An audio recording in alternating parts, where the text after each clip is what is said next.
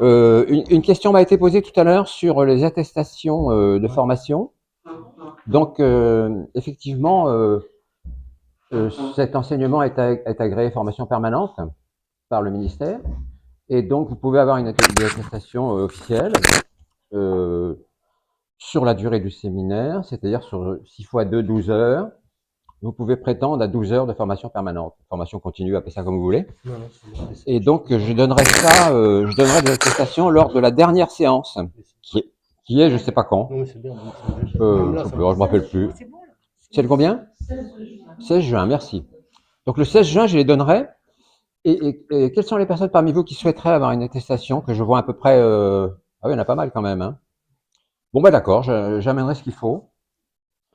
Les attestations seront pré-remplies avec 12 heures de formation. Vous n'aurez qu'à mettre votre nom et prénom, c'est tout, à compléter.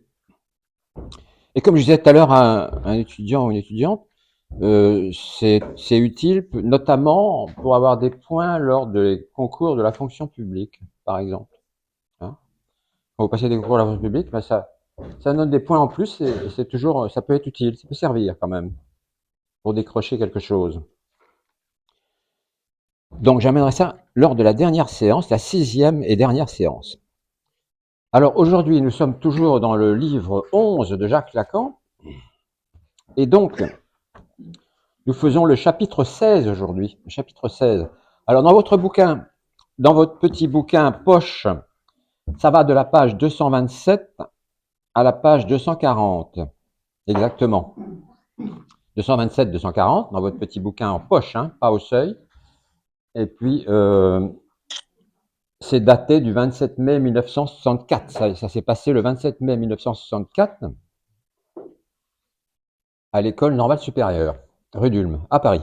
Voilà, pour situer le contexte. Et ce chapitre 16, il s'appelle l'aliénation. L'aliénation, le sujet et l'autre. Le sujet et l'autre. Voilà. Alors, j'en discutais tout à l'heure avec mon ami Alain Val, et c'est vrai que c'est un chapitre assez aride quand même. Hein. Il est un peu, j'allais dire desséché, non, c'est pas ça, mais aride. Aride. Il n'est pas folichon, quoi. Voilà. On s'amuse pas. Parce que quelquefois, Lacan est un peu badin, un peu blagueur. Pas là, hein. Oh, pas du tout. Non, non, non. Bonjour. Donc, alors il commence par dire ceci. Si la psychanalyse est une science, il convient de partir de ce que l'inconscient est structuré comme un langage. Ça, vous avez entendu ça 1000 fois. Hein. Lacan disait que la psychanalyse était une science. Et pourquoi est-ce qu'il disait ça? C'est parce que si l'inconscient est structuré comme un langage, là je vous écris les signifiants qui sont à l'infini, d'un côté, l'infini, l'infini, l'infini. C'est ce qu'il appelle l'ordre symbolique. Hein. L'ordre des symboles, si vous voulez, l'ensemble des symboles. Et à partir du moment où vous en faites des séquences comme ça, des séquences avec éventuellement des binarités, eh bien effectivement, on tombe dans quelque chose qui est scientifique, donc qui peut l'être, puisqu'on peut commencer à faire des combinatoires, par exemple. Hein. On peut commencer à faire des combinatoires avec les symboles, avec les signifiants.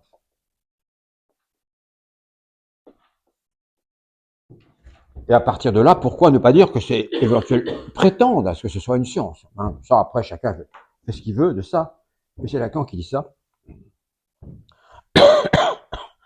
Et Freud disait un peu la même chose aussi. Hein. Pas pour les mêmes raisons. Freud ne parlait pas du signifiant. En tout cas, pas comme ça. Il disait pas le signifiant est structuré comme un langage, Sigmund Freud. Hein. Non, il n'a jamais dit ça. Alors, il dit l'autre est le lieu où se situe la chaîne du signifiant, qui commande tout ce qui présentifie le sujet. Alors, évidemment, cette espèce de séquence infinie de signifiants, là, c'est ce que Lacan appelle l'autre. C'est ça qu'il appelle l'autre ou le grand A, et non pas petit a. Et il dit, ça commande tout ce qui se présentifie du sujet. C'est-à-dire que pour lui, ces symboles nous déterminent radicalement. Radicalement, c'est même pire que ça. Il disait, que le symbolique nous surdétermine. C'était encore plus grave. C'est-à-dire que nous sommes pris dans le réseau des signifiants. Si vous voulez, nous sommes là, S barré, dans le réseau des signifiants, on est enlacé par les signifiants. C'est un peu le baiser de la mort en même temps. Hein. S4, ouais, on peut en mettre tant qu'on veut, il n'y a pas de limite. Et donc on est pris dans ce réseau de signifiants, et quand on arrive sur Terre, eh bien, on est pris dedans, et quand on s'en va, les signifiants sont toujours là. Hein. Les signifiants n'en ont rien à foutre qu'on soit là ou pas là. Les signifiants, l'ordre symbolique, le grand autre, il nous préexiste et il nous subsiste. Donc, il s'en fout. Lacan disait ça comme cela, hein, il disait, le signifiant n'en a rien à faire de nous. L'autre avec un A majuscule, le grand autre, n'en a rien à faire de nous. Parce que effectivement, si vous mourrez, et que voilà, si vous mourrez, et que voilà, j'enlève les S, barré, le sujet, ça change rien, les signifiants sont toujours là, les symboles, les signifiants sont toujours là. Leur chaîne implacable est toujours là, qui court dans les dessous, comme disait Lacan, ça court dans les dessous. Et donc, forcément, nous avons un rapport très important avec ces signifiants qu'on pourrait nommer l'inconscient. Parce que nous ne savons pas exactement ce que c'est que ces symboles. Ces symboles, nous en attrapons quelques-uns. Quand l'enfant naît, quand l'enfant arrive au monde, il dit papa, maman, maman en général en premier, maman, dans les premiers temps de l'existence de la parole, c'est-à-dire dans les 2 premières années de la vie. Et donc, il attrape déjà un symbole. Maman, c'est un S, je ne sais pas le combien, peu importe, S12. C'est pas le S1. Hein. Le S1, il faut faire gaffe parce qu'il a un statut un peu à part, mais ça, on a déjà vu. Mais c'est un symbole que l'enfant attrape, et puis après, il en attrape d'autres. Papa, maman, manger, dormir, etc. Le chat, le chien. Et puis après, le monde. Mais le monde, c'est pas tout de suite. Hein. Le monde, finalement, c'est au moment du stade du miroir. Hein. C'est là où l'enfant, le sujet enfant ascensionne, comme disait Lacan, ascensionne sur la scène du monde. Parce que l'altérité advient. Parce qu'au départ, il n'y a pas d'altérité. L'enfant est dans une relation totalement fusionnelle à sa mère, et donc il fait un avec sa mère, il est du côté de l'être à ce moment-là, mais après il ne le sera plus. Hein. C'est ce qui fait la difficulté de ce chapitre d'ailleurs, hein, parce que Lacan, il dit à un moment donné, j'en discutais tout à l'heure avec le docteur Val, et dans la deuxième partie, il me disait qu'elle était difficile de fait, parce que, on va en parler, hein, il dit, dans la vie, il faut choisir, il faut soit désirer, soit être. Soit désirer, soit être. Ça, c'est dans la deuxième partie du chapitre. Et là, c'est pas de la tarte, hein, quand même. Mais je vais vous expliquer ça tout à l'heure. Donc, on attrape des symboles, de plus en plus, et puis alors, quand on devient vieux, ben, on en a quand même beaucoup, mais on les a pas tous. Donc le A, il est impossible. L'ordre symbolique est totalement impossible. Il est marqué du sceau de l'impossible, c'est ce que disait Lacan d'ailleurs. Hein. L'autre est impossible. A. Et donc on le barre comme cela, parce qu'on n'y a pas accès. On n'y a pas accès dans sa totalité. Et Jacques Lacan disait quelque chose qui se rapporte un petit peu à ça. Il disait quelque chose qui pouvait paraître prétentieux, mais qui ne l'était pas. Il disait, je dis toujours la vérité. Alors, il est gonflé quand même de dire ça. Mais il rajoutait toujours, mais pas toutes. Mais pas toutes, parce que toutes, on ne peut pas. Voilà, il disait ça. Je dis toujours la vérité, mais pas toutes, parce que toutes, on ne peut pas. Hein. Et ça renvoyait à cette histoire que ben, l'ordre symbolique, on n'y a accès que partiellement, très partiellement. Le temps où on est étant, E-T-A-N-T, pas avec un G, hein, étant. Et puis après ça, ben, quand on meurt, je sais pas trop, je pourrais pas vous dire. Je pourrais pas vous dire. Donc,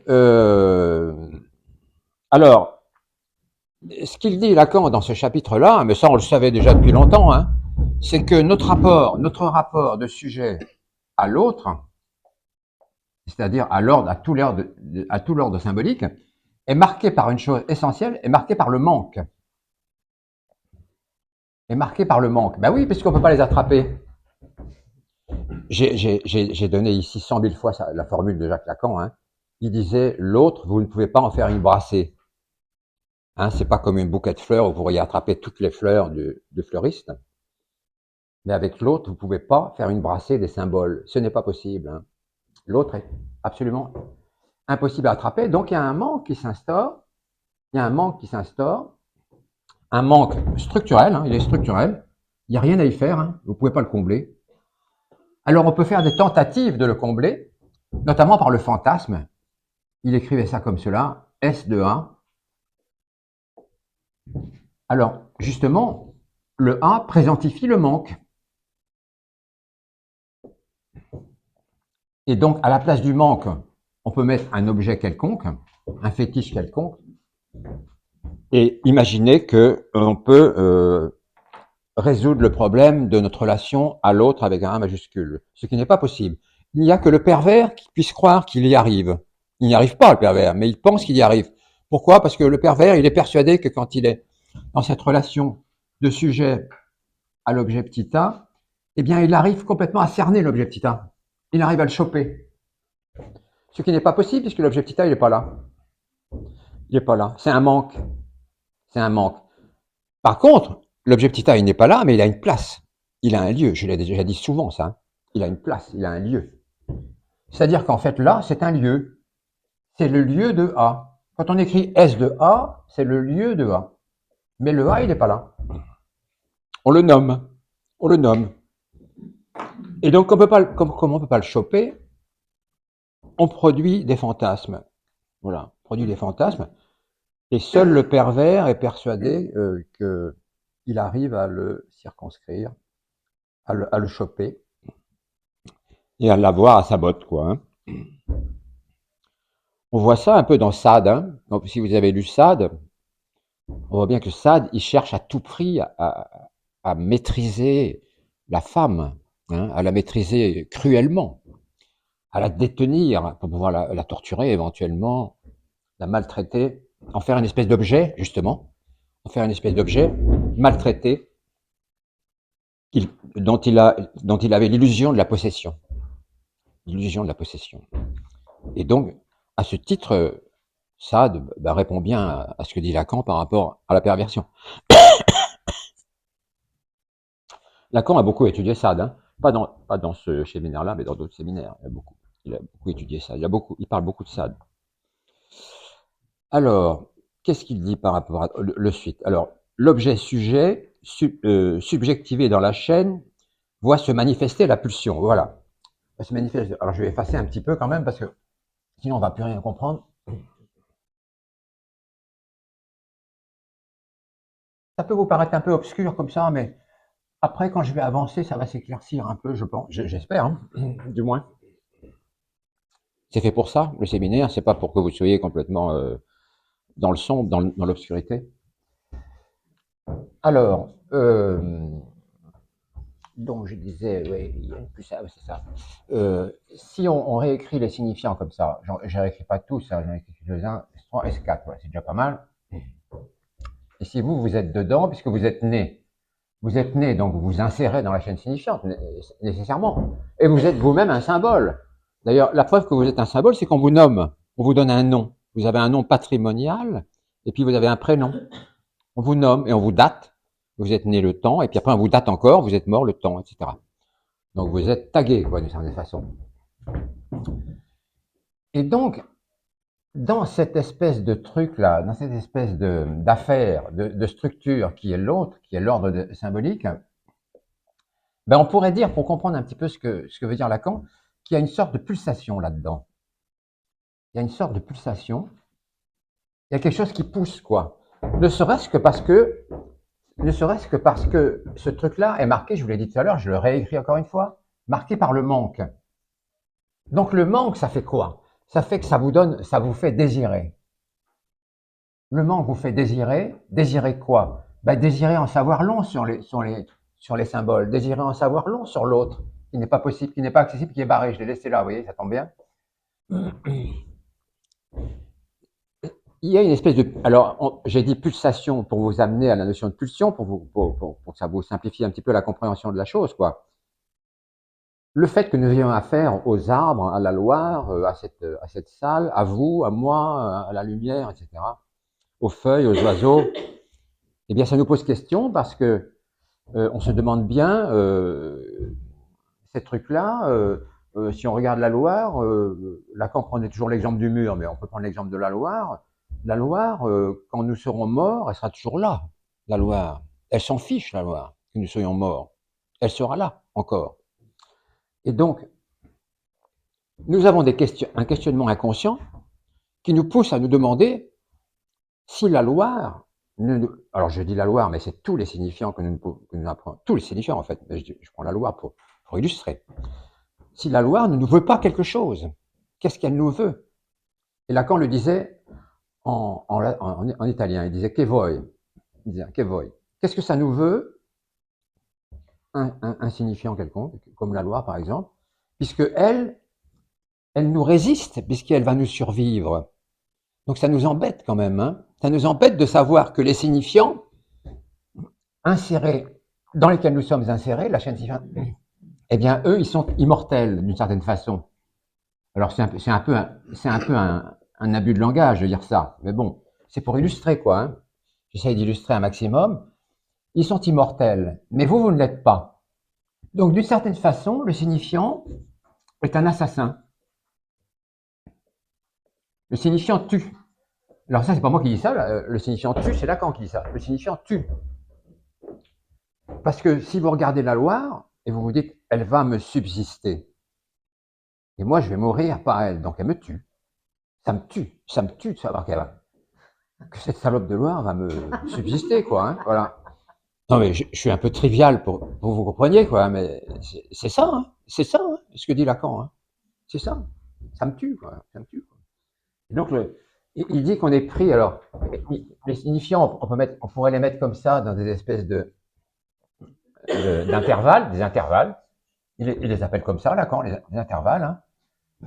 Et on est pris en étau un peu dans ces intervalles-là, nous, sujets. On est pris un peu en étau dans ces intervalles du signifiant. Et donc, il y a quelque chose comme une sorte d'oppression, quoi. D'oppression et de pression sur nous, et ça nous pose question. Qu'est-ce que nous veut l'autre? C'était ça la grande question de Lacan, qui n'était pas celle de Freud, hein. Qu'est-ce que nous veut l'ordre symbolique? Et il le disait en italien, che vuoi. Alors, j'ose même pas l'écrire parce que je sais pas, je vais faire une faute. Je vais faire une faute. Il y a des gens qui sont italianisants ici. C'est CUE, non? C'est pas CUE? VOI? CUE, VOI? Ouais, c'est ça. Voilà, ça vient de ça. Ouais, ouais. Écrit, ça s'écrit comment? Comment ça s'écrit? Oui, mais QE? Oui, mais le avant. Comme ça. Kevoy, voilà. Lacan, il reprend régulièrement cette phrase-là, Kevoy, pour expliquer, pour dire, mais qu'est-ce que nous veut le monde, d'une certaine façon, quoi, hein? Puisqu'on arrive dans le monde, et puis quand on le quitte, eh ben, il s'en fout, le monde, qu'on le quitte. Et il est toujours là. Donc, qu'est-ce qu'il nous veut? Est-ce qu'il n'aurait pas, il va même plus loin, Lacan, hein, il pousse le bouchon très loin, il dit, mais est-ce que le monde, est-ce que l'autre n'aurait pas éventuellement un désir vers nous? Alors, il est probable que non, mais nous le souhaiterions. Parce que si l'autre, qui est un assassin, avait un désir pour nous, ça serait pas mal. Parce que d'une certaine façon, ça nous sauverait un peu la mise, quoi, hein, s'il pouvait nous désirer en son sein. Vous voyez? Oui, c'est subtil quand même, hein, les trucs Lacan, ça gambergeait là-dedans, hein. Parce que Freud n'a jamais énoncé des théories comme ça, hein.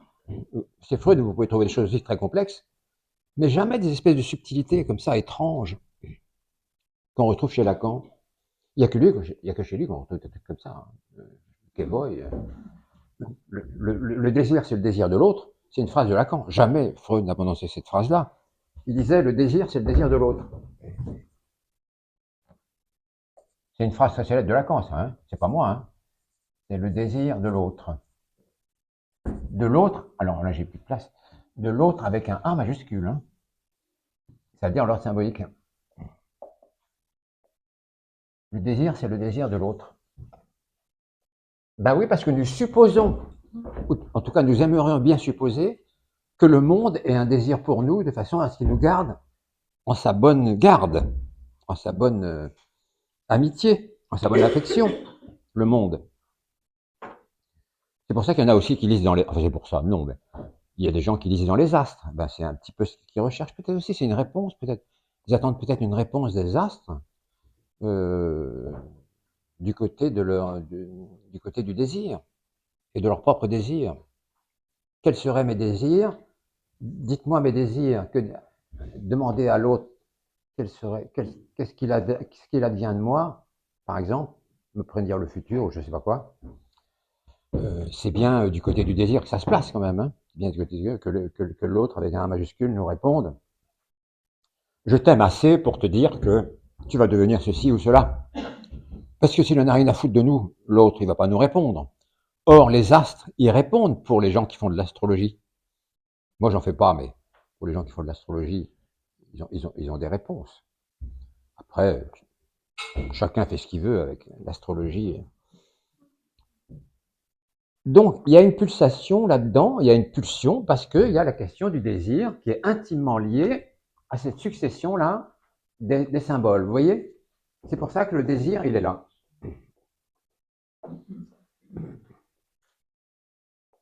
Il y a un exemple clinique. Je peux vous donner un contre-exemple clinique de personnes qui n'ont plus de désir du tout et que mes collègues, mes confrères médecins qui sont présents ici connaissent mieux que moi.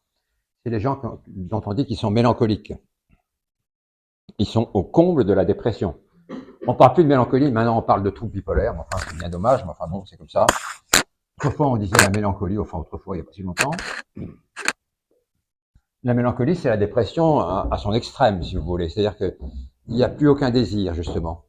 Il n'y a plus aucun désir, sauf celui de se détruire, sauf celui de mourir, de s'auto-détruire, d'en finir avec la vie.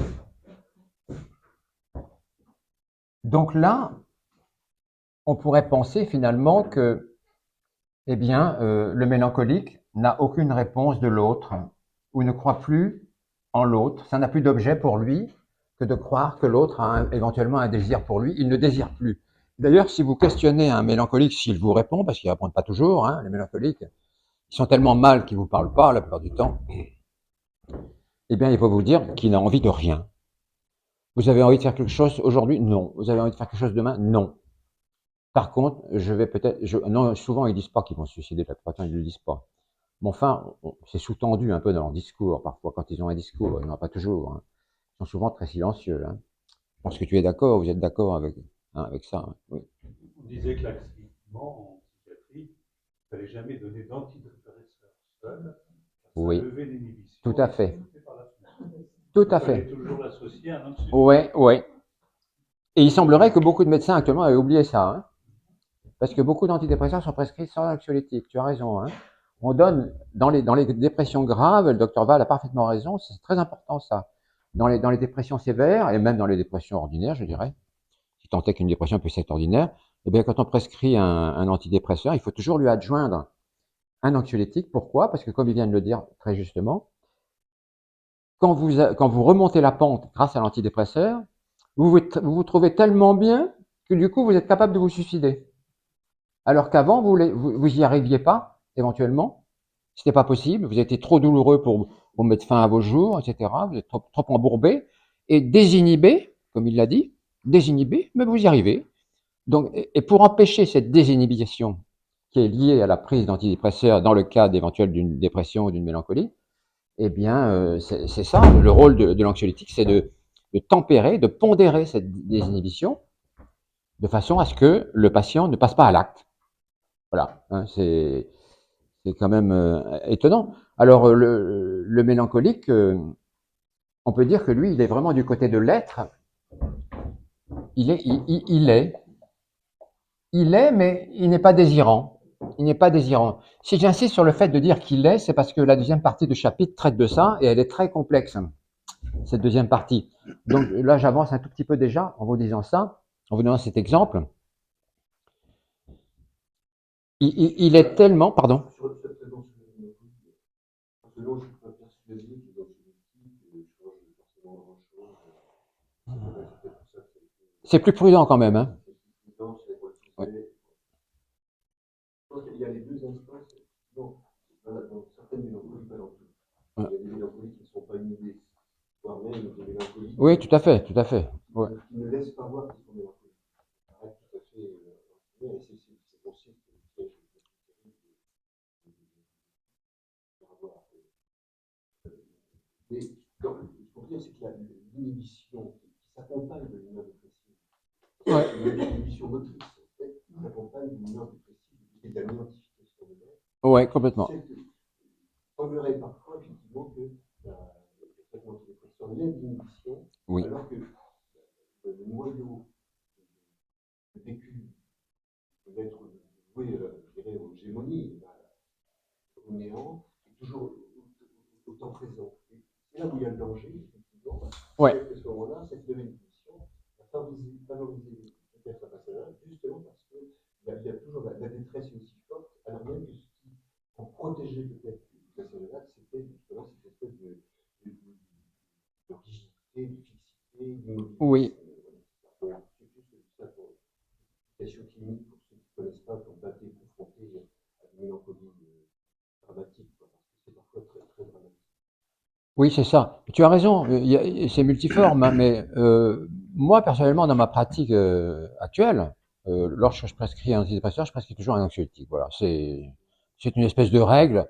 Comme ça, je pense mettre les gens à peu près à l'abri du passage à l'acte. Voilà, c'est en même temps, peut-être que pour certains, c'est pas utile. C'est possible, ouais, c'est tout à fait possible. Ouais, possible. Mais pour les gens qui sont gravement mélancoliques, je crois quand même qu'il vaut mieux. Hein. Il vaut mieux mettre un anxiolytique, même assez puissant, parce qu'ils sont tout le temps au bord du passage à l'acte quand même. Hein. C'est terrifiant. Hein. C'est des gens qui étaient souvent dans les hôpitaux, dans les cliniques, enfermés avec rien qui puisse faire, qui puisse se suicider justement. Hein, voilà, enfin le moins possible en tout cas. Il y en avait qui y arrivaient quand même, hein, parce que il y avait une telle pulsion de mort chez, c'est la seule pulsion d'ailleurs chez eux, chez le mélancolique, que certains y arrivaient même sous surveillance extrême.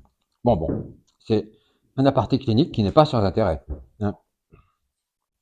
Alors il dit, il y a une pulsation dans la répétition des signifiants, une binarité, oui, une combinatoire, j'en ai parlé tout à l'heure. Hein. De la même façon qu'on peut dire, alors je vous ai écrit ça, S1, S2, etc. S1, S2, S3, et on pourrait dire qu'il y a des combinatoires possibles entre tous ces signifiants. Il y en a forcément, de toute façon, nécessairement. Ils sont pas indépendants les uns des autres, ils sont pas cloisonnés. Ils sont pas cloisonnés. De la même façon qu'il y a des combinatoires entre hommes et femmes, qu'il y a des combinatoires entre les gamètes sexuels, et puis qu'il y a une multitude de formes de combinatoires. Mais je vous donne les choses les plus illustrantes, d'une certaine façon, quoi. Hein. Il y a une multitude de combinatoires, et il y a une combinatoire aussi. Et donc, c'est ce qui a fait dire à Lacan cette chose étrange, dont je vous ai parlé la dernière fois, c'est que finalement, cette succession de signifiants, là, S1, S2, S3, S4, eh bien, ça a une espèce de destinée sexuelle. C'est lui qui dit ça, hein. Parce que finalement, eh bien, c'est la binarité des choses, comme homme-femme par exemple, ou gamètes X, Y, qui font qu'il y a une perpétuation de l'espèce. C'est ce qu'il dit textuellement dans le chapitre précédent, vous vous rappelez peut-être, hein, perpétuation de l'espèce. Alors on est un peu surpris hein, quand ils disent ça à propos de la ligne signifiante, mais pourquoi pas hein, il y a certainement quelque chose de cet ordre-là, quoi, mais c'est très abstrait quand même, hein, c'est vrai. Mais vous pouvez le saisir, vous pouvez saisir ça, vous pouvez vous en saisir et le saisir et le comprendre. Hein. Bien sûr, parce que cette chaîne signifiante, elle n'est pas inerte, évidemment. Elle est tout sauf inerte, puisqu'elle nous agace hein, et qu'elle nous tue. Donc elle est tout sauf inerte. Et donc elle a peut-être à voir, effectivement, avec la perpétuation de l'espèce, tel que dit Lacan, parce qu'elle est dans le système des combinatoires, comme les combinatoires hommes-femmes, etc. Et toutes sortes de combinatoires. Alors après, il parle de la pulsion partielle. Alors la pulsion partielle, chez Lacan et chez Freud, c'est pas du tout la même chose. On va pas rester des siècles sur la pulsion partielle, mais enfin bon, c'est quand même assez important parce qu'il y en a qui font des kilomètres là-dessus. Moi, je vais pas faire des kilomètres là-dessus, hein. Un petit peu comme ça.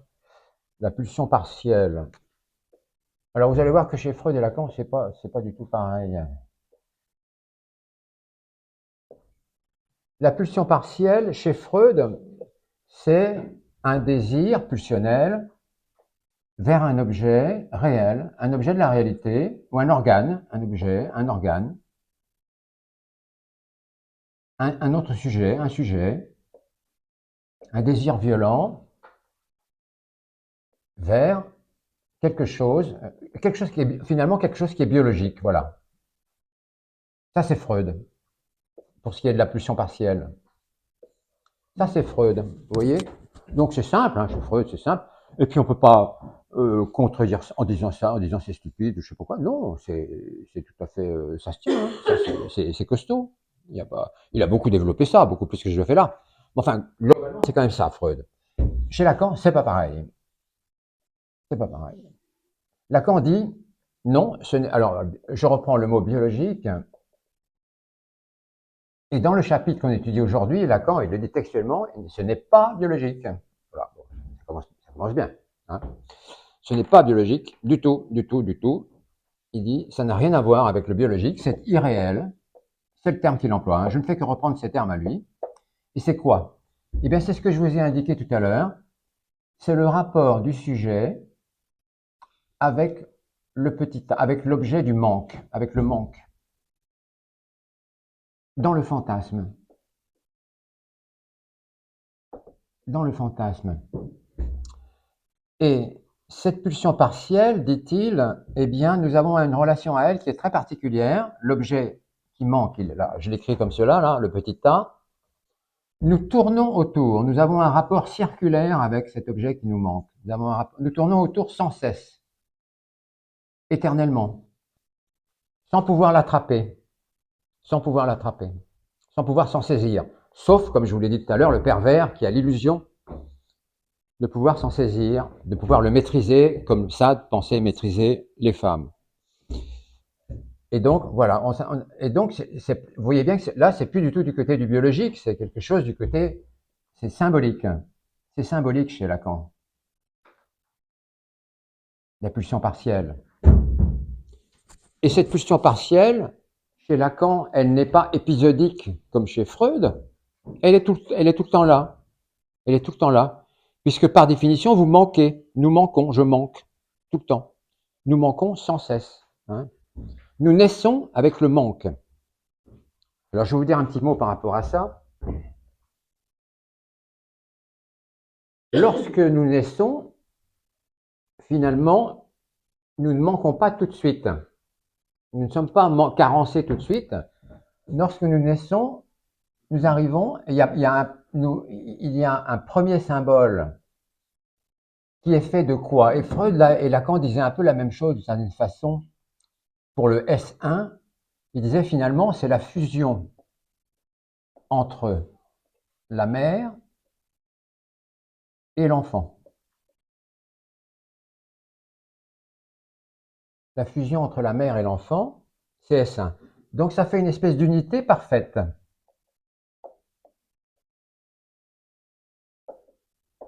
D'unité parfaite. Et ensuite, par la suite, si vous voulez, avec l'apparition notamment du stade du miroir, tout ça, ça va se casser la gueule. Puisque le stade du miroir, c'est le début de l'altérité et de l'ascension de l'enfant sur la scène du monde. Alors, c'est vers 6 mois et demi, enfin, c'est daté comme ça pour Lacan, hein, 6 mois et demi, c'est précis, hein. Vers 6 mois, là, quand l'enfant a 6 mois et demi, il commence un petit peu à se regarder dans le miroir et à considérer lentement les autres comme n'étant pas lui-même, mais comme étant un autre, l'altérité, qui d'ailleurs n'arrange pas tant que ça. Enfin, c'est nécessaire, absolument nécessaire, bien entendu, mais ça l'agace quand même profondément. Donc cette unité-là, S1, eh bien, elle est mise à mal, si vous voulez, au niveau du stade du miroir, et c'est là que s'inscrit le manque. Le manque radical, structurel. Par rapport à quoi? Par rapport à ce signifiant que nous avons perdu et que nous ne retrouverons jamais.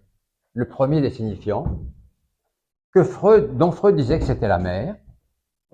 Pour Lacan, il le nomme S1, il dit pas que c'est la mère, mais enfin bon, ça n'a pas beaucoup d'importance. Et Freud l'appelait aussi, Freud lui donnait un autre nom, il disait la chose avec un C majuscule. La chose avec un C majuscule. La chose. C'est-à-dire la matrice originelle, si vous voulez, la matrice originelle. Donc ce manque est réellement tout à fait radical, il est imparable, on peut pas y échapper. Et le S1, eh bien, on ne peut pas en faire notre affaire, quoi. On ne le retrouvera jamais, quoi. Hein. Et donc c'est pour ça que, du coup, comme nous manquons, qu'est-ce que nous allons faire? Nous allons désirer, ce qui n'est pas mal comme défense, comme système de défense. Nous allons désirer. Bah oui, si vous manquez, vous allez désirer ce qui vous manque. Hein, ça paraît logique quand même. Si vous manquez. Et comme on manque structurellement, essentiellement, originellement, fondamentalement, eh bien, on va désirer. On va se mettre à être des êtres désirants. Alors, on pourrait dire que au moment où l'enfant est en fusion totale, en unité parfaite avec sa mère, on pourrait dire de lui qu'il est. Il est du côté de l'être. Il est. Mais ça dure pas longtemps, hein. Ça dure pas longtemps.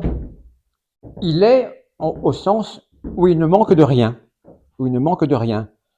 Que sa fusion à la maman le comble en totalité. Et ça fait un objet qui n'a besoin de personne. Voilà, d'une certaine façon. Qui n'a besoin de rien. Il est parfait, il est lisse, il est parfait. Et l'enfant est. Mais ça ne dure pas. Ça ne dure pas. Une fois que le manque s'installe, eh bien le sujet, Lacan l'écrit de façon barrée comme cela, pour dire eh bien, qu'il n'est plus. Il est, mais de manière très partielle, il est, mais carencé. Il est carencé. Manquant et désirant. Vous voyez? C'est pas tellement compliqué à comprendre, hein, quand même. Et ça, c'est quand même du Lacan. Hein, c'est du Lacan, c'est à pur jus, cette histoire-là, quand même. Hein. Alors, il n'y a pas beaucoup de situations où l'être humain est littéralement hein, là. Et, ben, du coup, ça va créer, si vous voulez, une sorte de balance, de symétrie, d'opposition symétrique entre le fait d'être vraiment, d'être totalement, ce qui n'est pas possible à partir du moment où on a quitté la maman, et puis le désir. Voilà deux pôles. Dans le chapitre présent, c'est ça. C'est l'opposition de ces deux pôles-là que Lacan explique et qui est très difficile à comprendre. L'opposition entre l'être et le désir. Il dit il faut choisir. Il faut choisir. Sauf qu'on ne peut pas choisir. Oui, pardon. Quand on perd sa mère en naissant, qu'est-ce qui se passe? Ah, alors là, c'est une question complexe, mais on peut y répondre. Quand on perd sa mère en naissant, en général, l'enfant, s'il est dans des conditions à peu près normales, va trouver un substitut maternel. Je ne dis pas que ce sera parfait, mais il va être recueilli soit par quelqu'un de sa famille, soit par une institution, soit, hein, vous voyez ce que je veux dire, hein, il y a tout un tas de configurations possibles. Et cette institution, cette autre personne, cette autre mère qui éventuellement le prend en charge, va devenir une maman de substitution, un équivalent maternel, qui va pouvoir jouer le rôle de S1 éventuellement si l'enfant est tout petit, si l'enfant a moins de 6 mois. Hein, d'accord? Oui, tout à fait, oui, tout à fait. Oui, c'est pas l'idéal. Hein. Quand c'est l'hôpital, effectivement, tu as raison. Quand c'est l'hôpital qui joue le rôle, même si elle le joue avec beaucoup de tendresse et d'affection, qui joue le rôle d'équivalent, eh ben ça fonctionne pas si bien que quand c'est la maman, quoi. Hein. On le voit même quand les enfants sont séparés, même que une semaine, 2 semaines de leur maman parce qu'ils vont en néonat, qui sont dans des couveuses, etc. Eh bien, il y a des suites. Ça peut poser des problèmes. Hein. Même ça, même cette petite séparation, parce que la maman, quelquefois, peut aller voir son enfant dans la couveuse. Quelquefois, c'est pas possible. Parfois, ça n'est pas possible. Soit parce que la maman est malade elle-même, ça peut arriver, hein, elle n'est pas en bon état, soit parce que l'enfant, on peut pas le voir parce que c'est trop dangereux d'aller le voir, pour ne pas le contaminer de quoi que ce soit.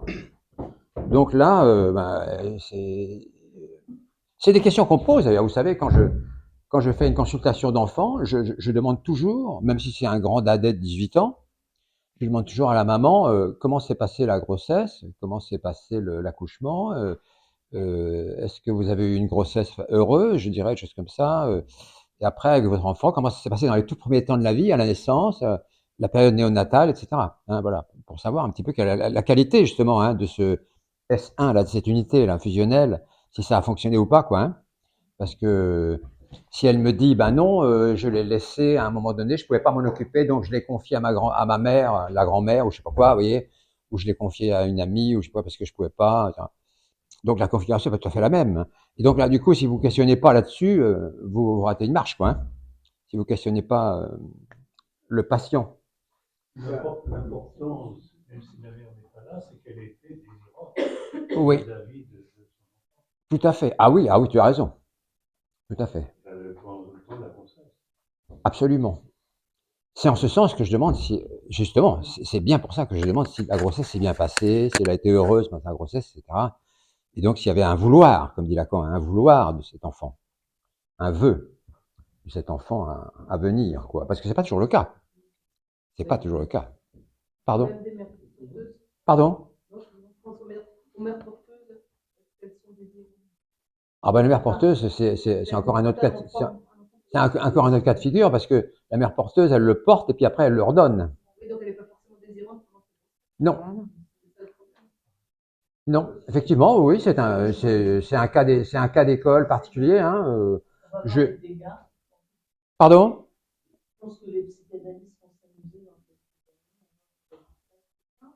Il est possible qu'il y ait des problèmes avec la situation de mère porteuse. Hein. Je veux pas porter l'anathème contre ça et c'est pas la question. Hein.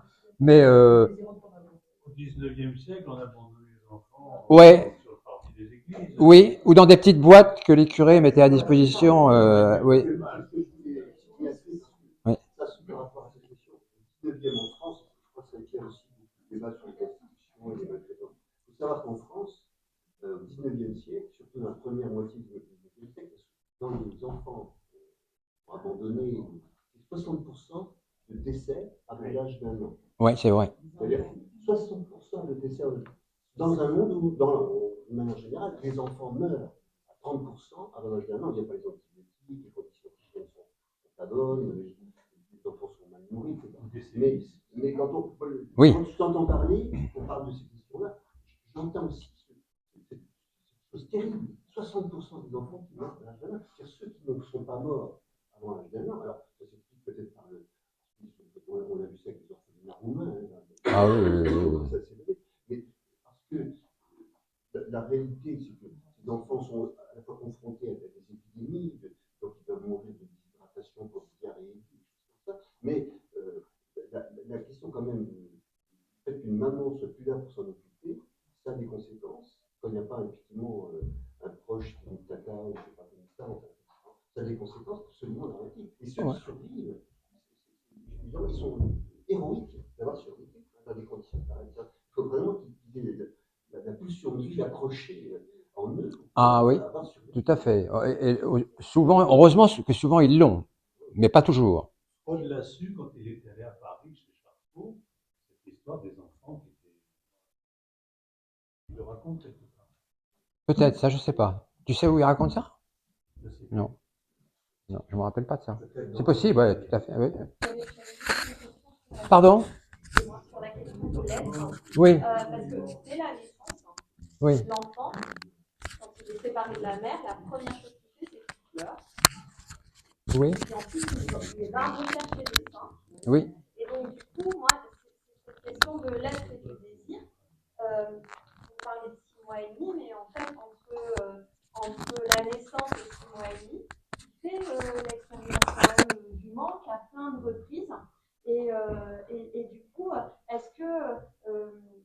question. Hein. L'enfant, dès lors qu'il y a la naissance, il devient de fait un être désirant de manière plus ou moins consciente. De toute façon, il devient un être désirant parce que dès la naissance, en fait, il n'y a plus la réponse immédiate et complète à l'entièreté de ses désirs, comme quand il est dans la poche où Oui, mais il y a là, cette espèce, bien il y a la sûr. nourriture, il y a tout ça, il y a la bonne température, il y a Oui, la oui, oui. protection, etc. Et du coup, c'est une question que j'ai parce que c'est pas clair pour moi cette question du moment des 6 mois et demi. C'est plutôt ça en fait La question des 6 mois et demi, elle est quand même très importante parce que c'est effectivement l'âge, et ça on l'observe, je dirais scientifiquement, qu'à 6 mois et demi, c'est là que commence l'altérité pour l'enfant. C'est quand même pas rien. Hein. Et que donc, il y a d'autres personnes que la maman qui arrivent sur la scène du monde. C'est ce que Lacan dit, hein, il dit l'enfant ascensionne sur la scène du monde et rencontre l'autre avec un petit A, l'autre, hein, l'autre de l'altérité. Et donc la situation n'est pas la même. Mais ce que vous dites est juste en même temps. Hein. Bien sûr qu'il y a des oscillations, il y a de multiples oscillations dans les tout premiers temps de la vie. Le bébé, Ouais. là, faut pas y avoir vu, mais quand on a vu des bébés petits, à 2 mois, 3 mois, 4 mois, quelques semaines, on sait bien qu'ils font des moments où ça va mal. Oui, bien sûr. Ils ne sont pas dans le nirvana. Non, non, non, non, non. Ils ont des gaz coincés, ils hurlent, ils font lever les parents 25 fois. Tout à fait, tout à fait. Les parents sont des fois, par exemple, quand c'est une vision idéale, qu'il y aurait un monde fusionnel comme ça. Ah non, non, non, ça c'est théorique. Hein. C'est théorique, c'est pour faire... De la même façon que quand on parle du stade du miroir, 6 mois et demi, etc., c'est aussi une théorisation. On l'observe, on peut l'objectiver. De fait, on l'objective, hein, c'est un vrai stade, etc. Mais il y a quand même une forme théorisée qui ne répond pas à toutes les situations, évidemment, de tous les enfants. C'est clair, c'est évident. Hein. Aucune théorisation n'est parfaite. Aucune théorisation ne vient se plaquer sur une réalité qui lui dépendrait en totalité. Ça n'existe pas. Ça n'existe pas. Donc il y a des variations, il y a des oscillations, il y a des trépidations, etc., qui font que ça ne se passe pas exactement comme ça. C'est aussi à Mongeno si le manque commence plus tôt, parce que justement, le manque de bien-être, le manque de chaleur, le manque de... Oui, déjà, rien que de sortir. Rien... Oui, tout à fait. Rien que de sortir, il y a déjà des... Moi, ça ne me gêne pas par rapport au schéma, même si on dit le manque qui s'origine peut-être plus tôt que 7 mois. C'est peut-être pas le même genre de manque. En même temps, on parle du manque, on parle de l'altérité. Là, j'ai l'impression. Eh ben, disons que si, à partir du moment où il y a de l'autre ici, où il y a de l'autre qui vient là, l'autre, il est un rival. Il est nécessairement un rival. Et parce que pourquoi est-ce qu'il est un rival, l'autre? Est-ce que vous avez une idée de pourquoi il serait un rival, l'autre? Je vous demande ça, à vous, est-ce que ça vous vient une idée comme ça, de pourquoi l'autre serait un rival? Parce qu'il y a une raison évidente, hein. Je joue pas à la devinette, hein, mais pour voir si vous. Eh bien, parce que tout simplement, quand vous êtes sujet à 6 mois, par exemple, pour être un peu dans la théorie quand même, parce que c'est une théorie quand même assez robuste, hein, même si elle répond pas à tout évidemment, mais c'est une théorie robuste, que celle du stade du miroir. Eh bien, l'autre,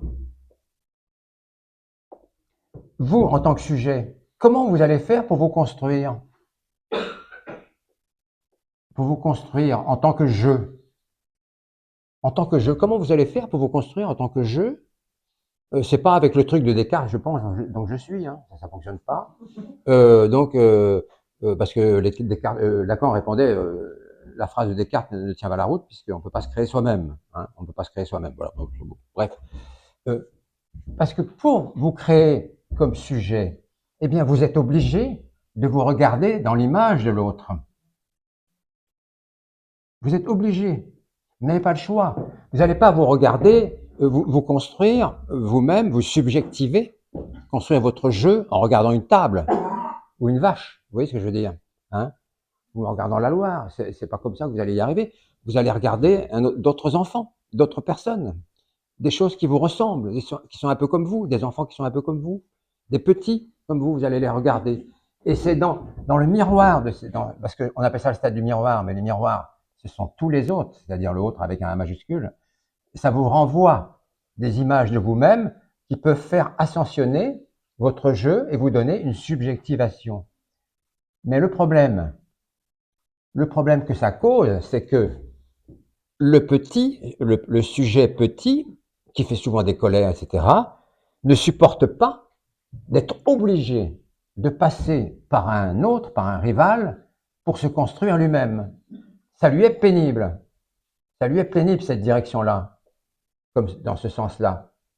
Pour se construire lui-même, ça lui est pénible d'être obligé d'aller puiser dans l'image de l'autre tout ce qu'il faut pour s'élaborer lui-même en tant que je. Vous voyez? Donc là, d'ailleurs, le titre du chapitre de Lacan que nous utilisons aujourd'hui s'appelle l'aliénation. L'aliénation. Eh ben c'est ça, l'aliénation. Hein. C'est ça, l'aliénation. Vous avez bien fait de poser la question parce que finalement, j'en aurais peut-être pas parlé comme ça. L'occasion m'en est donnée, donc je vous en parle. Donc, la rencontre avec le petit autre, l'autre de l'altérité, c'est une rencontre essentiellement haineuse, hein, agressive, parce que nous ne voudrions pas, nous voudrions bien faire autrement que de nous construire en étant obligés de passer par l'image d'un autre. On voudrait bien se construire soi-même finalement. On voudrait bien répondre à la phrase de Descartes, « Je pense donc je suis ». Alors ça c'est royal, hein. Parce que si je pense donc je suis, je n'ai pas besoin d'autre. Inutile, totalement inutile. Donc cette phrase de Descartes, elle est un peu imbécile d'une certaine façon, hein. Parce que le premier jeu de Descartes, je pense donc je suis, je pense donc je suis, le premier jeu de Descartes c'est quoi? Ben, c'est carrément Dieu. C'est carrément Dieu, hein. C'est le créateur qui crée le deuxième jeu, le jeu de je suis. Là, c'est le jeu de je pense, et là, c'est le jeu de je suis. Vous voyez? Donc l'enfant n'est pas tellement heureux. Et alors, moi, je supervise des crèches municipales de la ville de Tours, en plus de ma fonction de médecin et de psychiatre. Et les assistantes maternelles que je rencontre et qui ont des tas de problèmes avec les petits-enfants, qui sont des âges tout petits, hein, moins de 6 mois souvent, hein, 2 mois, 3 mois, etc., eh bien, me racontent, pour ceux qui ont 6 mois, etc., justement, leur agressivité. Elles me parlent de leur agressivité à ces enfants-là, et leur agressivité dans les crèches vis-à-vis des autres petits-enfants de leur âge. Alors, je ne dis pas que c'est tout le temps à cause de cela que les enfants sont agressifs vis-à-vis de l'autre. Il y a d'autres raisons, bien entendu. Mais la raison la plus structurelle, la plus originelle, c'est quand même que l'autre est insupportable dans la mesure où il est une figure obligatoire. Voilà. C'est ça un petit peu l'idée, hein. C'est une figure obligatoire. On ne peut pas s'en passer pour se construire. Vous ne pouvez pas vous construire en regardant votre chat. Il n'est pas comme vous. Hein. Ça va être compliqué, hein, si vous vous construisez à partir de votre chat. Mais bon. Donc, je ne sais pas si j'ai répondu à votre question, mais en fait, j'ai fait ce que j'ai pu. Et donc, en tout cas, oui, c'est ça, il y a cette haine. Et Lacan disait même que c'est une haine au point tel que l'enfant voudrait tuer l'autre, hein, le faire disparaître. Le faire disparaître. Et ascensionner sur la scène du monde tout seul comme un grand, hein, selon la formule de Descartes, je pense donc je suis. Comme ça, il n'y a pas photo, il n'y a pas de problème. Ça roule. Pas besoin de l'autre. Mais si, c'est incontournable, hein, c'est pas possible de se débrouiller sans l'altérité. Est-ce qu'on pourrait dire que chez les Africaines, qui gardent leur enfant sur leur corps, pas mal de temps, une façon de plonger le... Peut-être. Tu poses une question là qui est compliquée. Je serais prétentieux si je disais que j'avais la réponse. Ouais. Mais c'est une bonne question. Moi, je pensais qu'en ayant un petit peu regardé les interprétations de Solange Faladé par rapport à cette question-là, que en fait, c'est lorsque l'enfant, dans les premiers temps, est avec la mère, mais dès lors, il y a quelque chose effectivement qui est du côté du manque, parce que la mère ne répond pas à tout. C'est vrai. Il n'est pas dans une symbiose. Par contre, c'est justement au niveau du S2, une fois que ce qui se passait dans ce que j'avais compris, c'est que l'enfant repère que la mère n'a pas que lui, c'est-à-dire a la tête ailleurs. Et il repère le manque. Tout à fait. Elle a la tête avec son mari éventuellement, justement, par voilà, exemple. Elle a la tête ailleurs, que ce soit avec son mari ou avec une autre femme ou ailleurs, enfin, elle a autre chose. elle désire ailleurs. Elle va à la cuisine. Elle désire ailleurs. Oui. Et en fait, c'est là où en fait Lacan va introduire aussi la question du nom du père, c'est-à-dire la question Ouais. du père Ouais. au niveau du S2, c'est-à-dire si la mère n'a pas la tête ailleurs, l'enfant peut pas accéder, enfin, peut pas se structurer Tout à fait. dans le manque, et on va se retrouver avec eh ben, la psychose, c'est-à-dire qu'il peut venir parce qu'il n'y aura pas eu le nom du père. Mais en fait, c'est plutôt dans cette histoire de la mère doit avoir la tête ailleurs, et dans Winnicott qui disait la mère doit être suffisamment bonne, mais pas trop non plus. Suffisamment bonne, oui, c'est ça. Suffisamment bonne. C'était sa formule, oui, sa C'était formule. peut-être là, au niveau du manque, peut-être que moi, ça m'a un peu parlé, quoi, repéré pour l'enfant. Et Oui. après, il y a le stade du miroir, effectivement, avec la question de l'altérité et la question des autres. Oui, c'est vrai, c'est exact. Eh bien, écoutez, sur ces bonnes paroles, je vais... où est-ce que j'en étais? La pulsion partielle, d'accord. Bon, je vous ai parlé un petit peu de la pulsion partielle. Alors, il dit une phrase un peu étrange, Lacan, hein, dans ce chapitre-là, elle n'est pas évidente à comprendre. Il dit, dans le psychisme, il n'y a rien par quoi le sujet puisse se susciter comme être de mâle ou être de femelle. Hein, il dit ça. Dans le psychisme, il n'y a rien par quoi le sujet puisse se situer comme être de mâle ou être de femelle. Alors, pourquoi est-ce qu'il dit ça? Oui, ça. C'est toujours l'histoire des signifiants. Hein.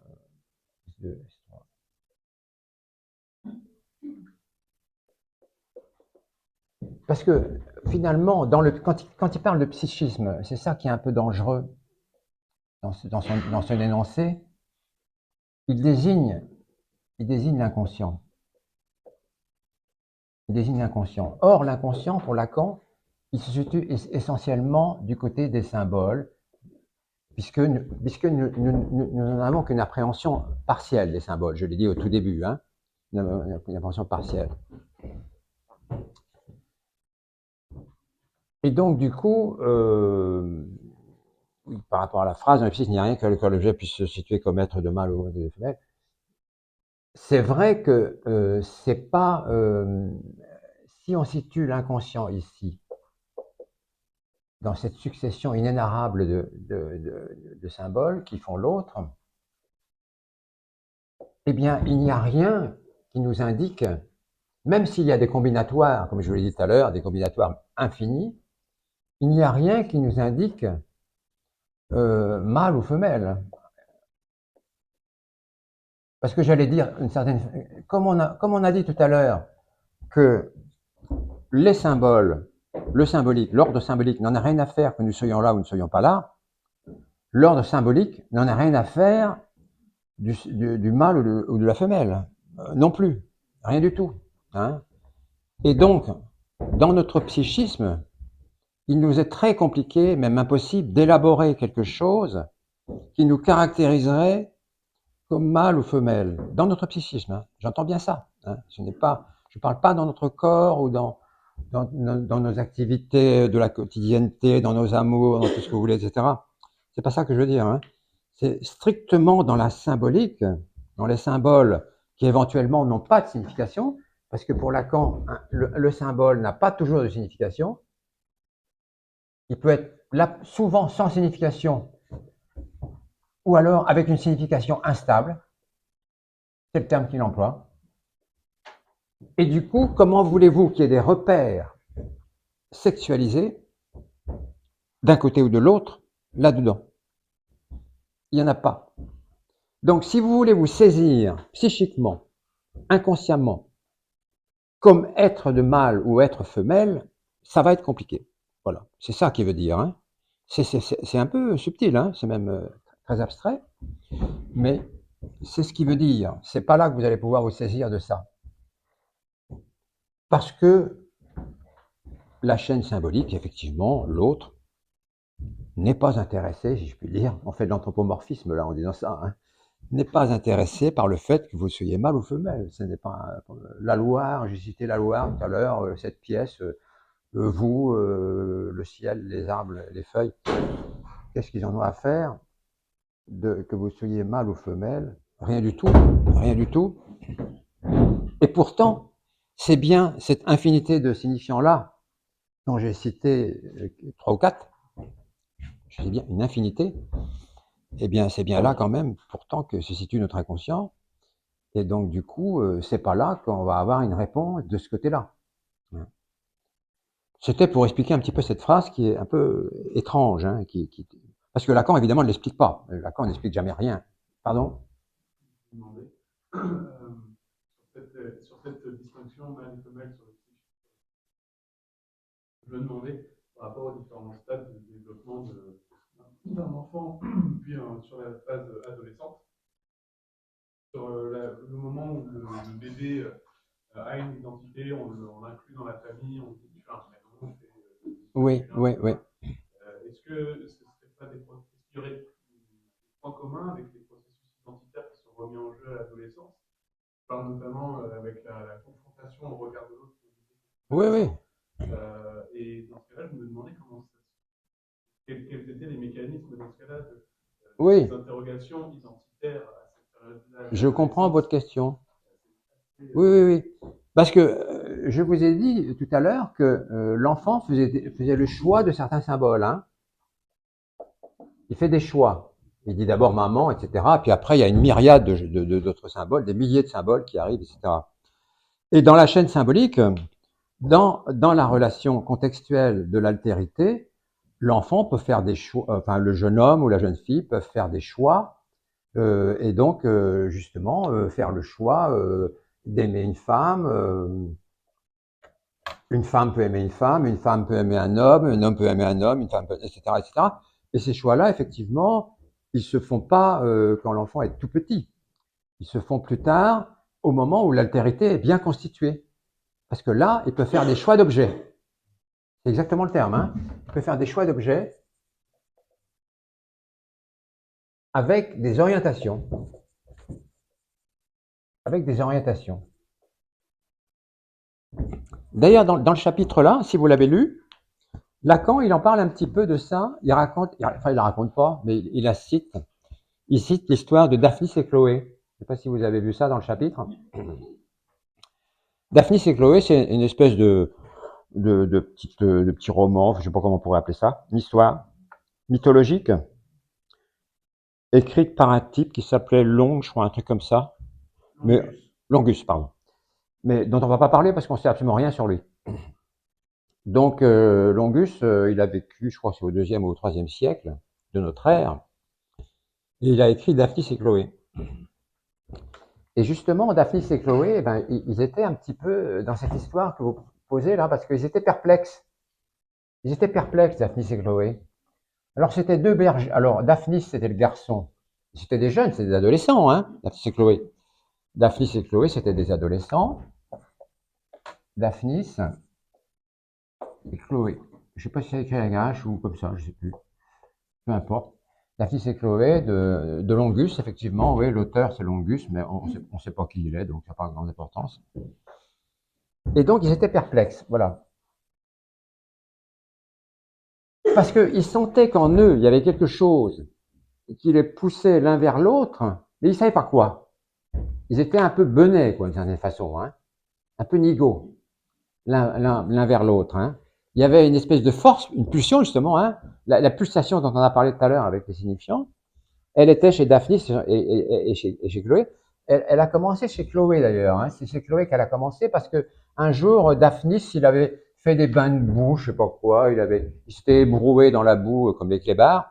Et puis, il était sale. Et donc, il est allé dans un torrent pour se laver, Daphnis. Et donc, il s'est mis tout nu. Et c'était un beau jeune homme, magnifique, etc. Donc, il s'est mis tout nu. Et Daphnis était tout nu. Et Chloé l'a vu. Vision. Elle l'a vu tout nu. Lui, il ne le savait pas, mais elle l'a vu. Et ça a déclenché en elle ce qu'elle a appelé, c'est dans le texte, hein, un feu intérieur. Un feu intérieur. Hein. Et le problème, c'est qu'elle ne savait pas ce que c'était. Elle ne comprenait pas ce qui lui arrivait. Ah, cette pauvre Chloé. Elle ne comprenait pas ce qui lui arrivait. Et surtout qu'à l'époque, il n'y avait pas de réciprocité entre deux. Après, il y a eu une réciprocité. Alors Daphnis, après, il s'est mis aussi, lui, à avoir un feu intérieur pour Chloé. Mais sauf qu'il ne savait pas comment se le dire, il ne savait pas comment faire, il ne savait pas quoi faire de leur corps, ni de leurs mots pour exprimer quelque chose qu'ils ne comprenaient pas, mais qui les embrasait quand même. Hein. Ils étaient en feu, quoi, Daphnis et Chloé. Et donc, il y a quand même eu un moment où ils ont réussi finalement à se trouver et puis à s'aimer, à conclure, comme disait Jean-Claude Duss dans les machins, là, vous savez. Mais ils étaient comme Jean-Claude Duss un peu, hein. C'était des Jean-Claude Duss un peu, ils disaient sans arrêt je vais peut-être conclure, puis Daphnis devait dire ça sans arrêt, puis il concluait jamais, hein, il concluait jamais.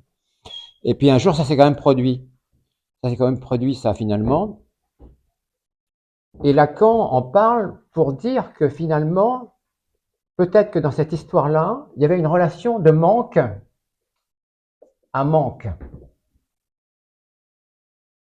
C'est-à-dire qu'en tant qu'être humain, tel que nous parlé du sujet manquant, nous avons parlé de ça à propos du signifiant, hein, eh bien, quand vous rencontrez, comme nous sommes manquants, moi je suis manquant, si je rencontre quelqu'un qui me plaît et que je veux lui dire qu'elle me plaît, par exemple, eh bien, je m'adresse à quelqu'un qui est manquant aussi, hein, qui est manquant.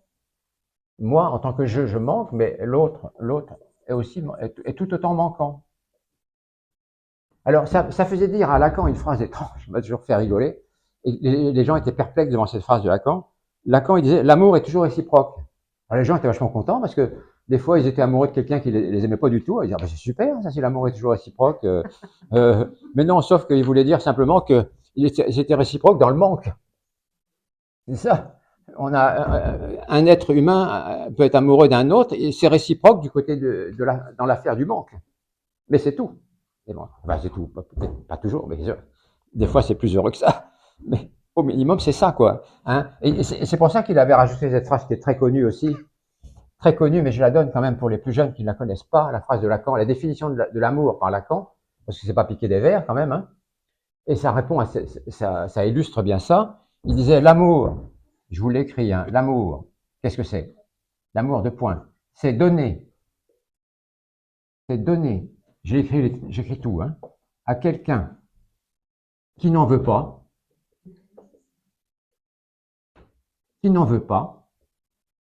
quelque chose que l'on n'a pas. Voilà, avec ça, hein, c'est tout à fait ça, hein, le manque. L'amour, c'est donner à quelqu'un qui n'en veut pas, parce que à la limite, là, si c'est, disons que c'est elle, lui, ben voilà, lui, il va vouloir donner quelque chose dont elle ne voudra pas, puisqu'il l'a pas. Et puis réciproquement, elle ne l'a pas non plus. Donc effectivement, l'amour, c'est donner à quelqu'un qui n'en veut pas quelque chose que l'on n'a pas. Voilà. Et ça, c'est une phrase qui a laissé perplexe beaucoup de gens pendant longtemps aussi. Hein. De la même façon que Lacan avait dit cette phrase aussi étonnante, il avait dit « Il n'y a pas de rapport sexuel ». Ah bah merde alors. Il n'y a pas de rapport sexuel. Mais là, quand il disait ça, il voulait simplement dire que le rapport sexuel, c'était une rencontre, mais qui ne faisait pas un avec un U majuscule. C'est-à-dire que ça ne vous redonnait pas la forme primitive de l'unité mère-enfant dans les tout premiers âges de la vie, les tout premiers jours de la vie, ça ne vous la redonnait pas. Le fait d'essayer de faire de l'un comme ça, hein, dans la relation, ça ne fonctionne pas, quoi. Hein, voilà, ça ne marche pas. Donc vous voyez quand même que c'était, voilà, je vous ai donné cette phrase, il n'y a pas de rapport sexuel, et donc, alors, s'il y avait un rapport sexuel, effectivement, ben, on obtiendrait une forme parfaite, unifiée. Mais c'est pas le cas, c'est jamais le cas. C'est pour ça qu'il disait il n'y a pas de rapport sexuel. Et donc ça laissait les gens perplexes parce qu'ils ne comprenaient pas du tout ce qu'il voulait dire par là. Parce que Lacan n'expliquait jamais ce qu'il racontait. Donc il fallait déchiffrer, quoi. Hein. Peut-être que ça Pardon. Ça me faisait par association penser à cette phrase de Lacan qui disait il n'y a que le psychotique qui rencontre l'amour. Oui. Parce que le psychotique, comme il n'a pas repéré le manque chez l'autre, il Tout à est resté fait. du côté du SA. Et je trouvais que c'était très joli d'ailleurs cette phrase-là quand il disait ça. Il est l'autre du coup. Oui. il est plus lui, il est l'autre aussi. Oui, oui, tout à fait, c'est vrai. Chez les grands délirants, effectivement, il n'y a pas ce genre de problème, hein. Mm. Non, non, chez les schizophrènes, tout ça, on n'a pas. Il y a beaucoup de problèmes qui sont exempts, dont ils sont exempts. Mais enfin, il y en a d'autres, ils Ah sont oui, chargés déjà aussi, hein. c'était poétique, cette Oui, oui, façon oui, de oui, le c'est dire. ça, oui, oui, oui, oui, oui. Ils en ont d'autres, quoi, hein, c'est ça.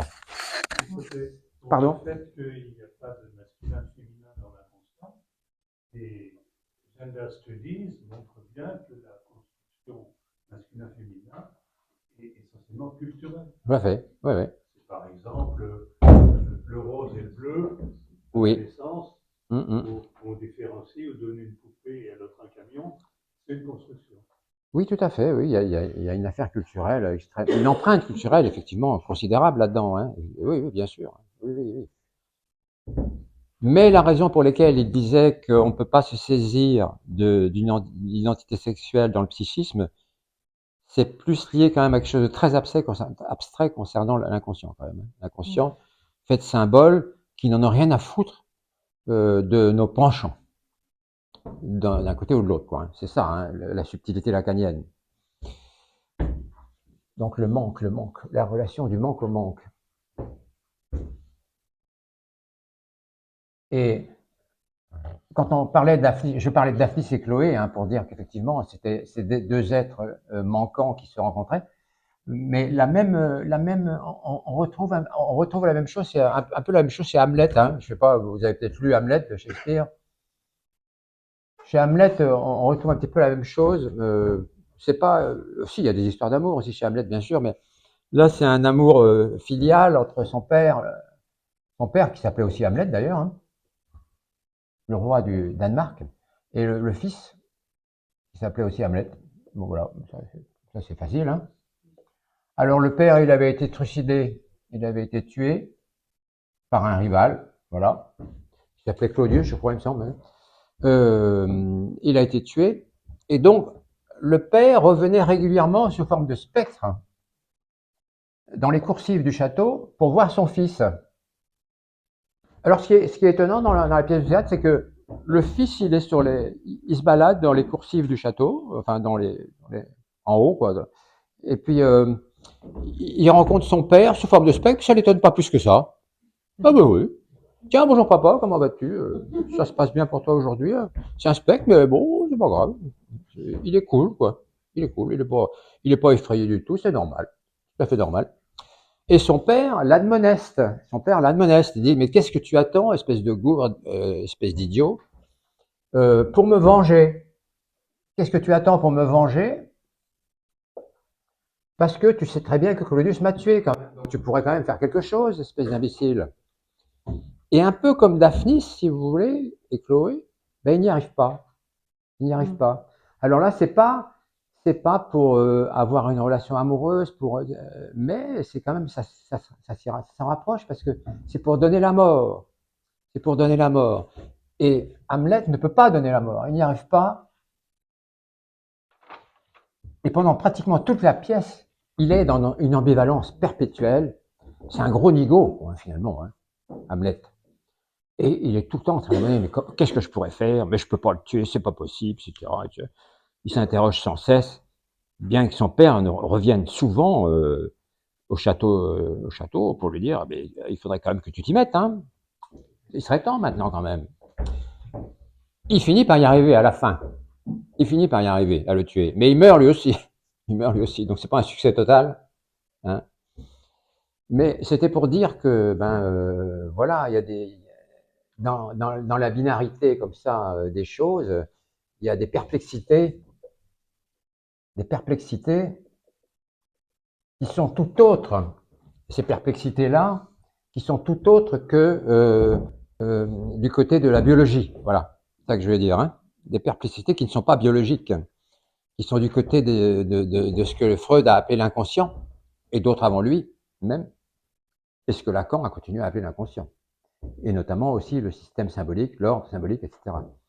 Il y a des perplexités, il y a des incertitudes, il y a des contradictions, il y a des combinatoires, etc., qui font que les choses ne fonctionnent pas. Et c'est pour ça que Hamlet, ça a beaucoup intéressé Lacan, hein. Il y a un séminaire où il parle pratiquement que ça, je ne sais plus lequel, je l'ai fait, mais je ne me souviens plus dans quel séminaire, il parle beaucoup de Hamlet. Pardon? C'est le sixième? L'intitulé, tu t'en souviens? C'est le désir et son- Ah, Désir et son interprétation, merci. Désir et son interprétation, si vous voulez lire. Mais il faut lire la pièce avant, hein. Il vaut mieux lire la pièce avant parce que Lacan l'avait lu, je peux vous dire, dans les moindres recoins. Donc si vous ne l'avez pas lu, la pièce, c'est difficile, un petit peu difficile à suivre, quoi, hein, la pièce Hamlet. Mais c'est pas une pièce déplaisante à lire, hein. Il y a des rebondissements, il y en a un paquet, hein. Il y a un paquet de rebondissements. Il y a un paquet de personnages là-dedans et de rebondissements. Mais la trame, c'est quand même ça, hein. C'est ce nigaud d'Hamlet fils qui n'arrive pas à venger son père, qu'il aime. C'est une relation quand même d'amour, filiale, d'amour. Et il ne peut pas la conclure non plus, un peu comme Daphnis, hein, et Chloé, parce qu'il n'arrive pas à le venger selon le vœu de son père. Voilà. Je vous ai résumé Hamlet, hein, de manière un peu rapide quand même, bon, mais ça vous économisera pas le fait de le lire éventuellement, hein. En ce qui concerne la complémentarité, dans le chapitre, Lacan, il parle d'un truc qui est dans le banquet de Platon, que j'ai là. Il parle de... vous savez ce que c'est que le banquet de Platon, non? Quelques-uns, parmi vous, il y en a qui le savent, bien sûr, je le sais. Mais peut-être pas tous. Donc je vais vous dire en un mot en quoi ça consiste, hein. Je ne vais pas m'étendre là-dessus, mais en un mot, je vais vous dire de quoi ça consiste. En quoi ça consiste? C'est que le banquet, si vous voulez, donc ça a été écrit par Platon, et c'est une réunion de personnages. C'est une réunion de personnages, dont Socrate. Alors l'écrivain, c'est Platon, et dans les personnages qui sont là en scène, ils sont en scène, hein, il y a Socrate, entre autres, mais il y en a plein d'autres, hein. Il y a Alcibiade, je ne vais pas tous vous les citer, ils sont au moins une vingtaine, 15 ou 20, je ne sais plus. Alcibiade, Éryximèque, etc. Et puis il y a Aristophane. Aristophane, dont il est question dans le chapitre là. Voilà, c'est pour ça que j'en parle, parce qu'il est question d'Aristophane dans ce chapitre-là. Et donc, Aristophane, c'est un poète. C'est un poète. Un rigolo, quoi. Un rigolo qui fait des poésies un peu railleuses sur la politique, sur l'amour, sur la philosophie, sur ce que vous voulez, quoi, hein. Aristophane. Et il est là, dans ce banquet. Alors, c'est un banquet, hein. Ça s'appelle le banquet parce que c'est un banquet. Ils se réunissent uniquement entre hommes. Il n'y a pas de femmes, uniquement entre hommes. Entre Grecs. Et donc, il y a de tout là-dedans. Il y a des guerriers, il y a des poètes, il y a des philosophes, il y a des scientifiques, il y a des médecins, il y a de tout. Il y a de tout là-dedans. Et alors, leur grand truc, c'est de picoler. Ils picolent, ils sont complètement bourrés dans le banquet. Et puis, le propos du banquet, c'est que chacun donne un petit peu pas sa définition, ce serait un peu réducteur, mais son idée sur l'amour, son approche de l'amour. Voilà, c'est ça le propos du banquet. Chacun doit donner son approche de l'amour. Voilà, chacun doit le faire. Alors évidemment, aucun ne donne la même version, bien entendu, hein. Je vous ai parlé d'Alcibiade, par exemple.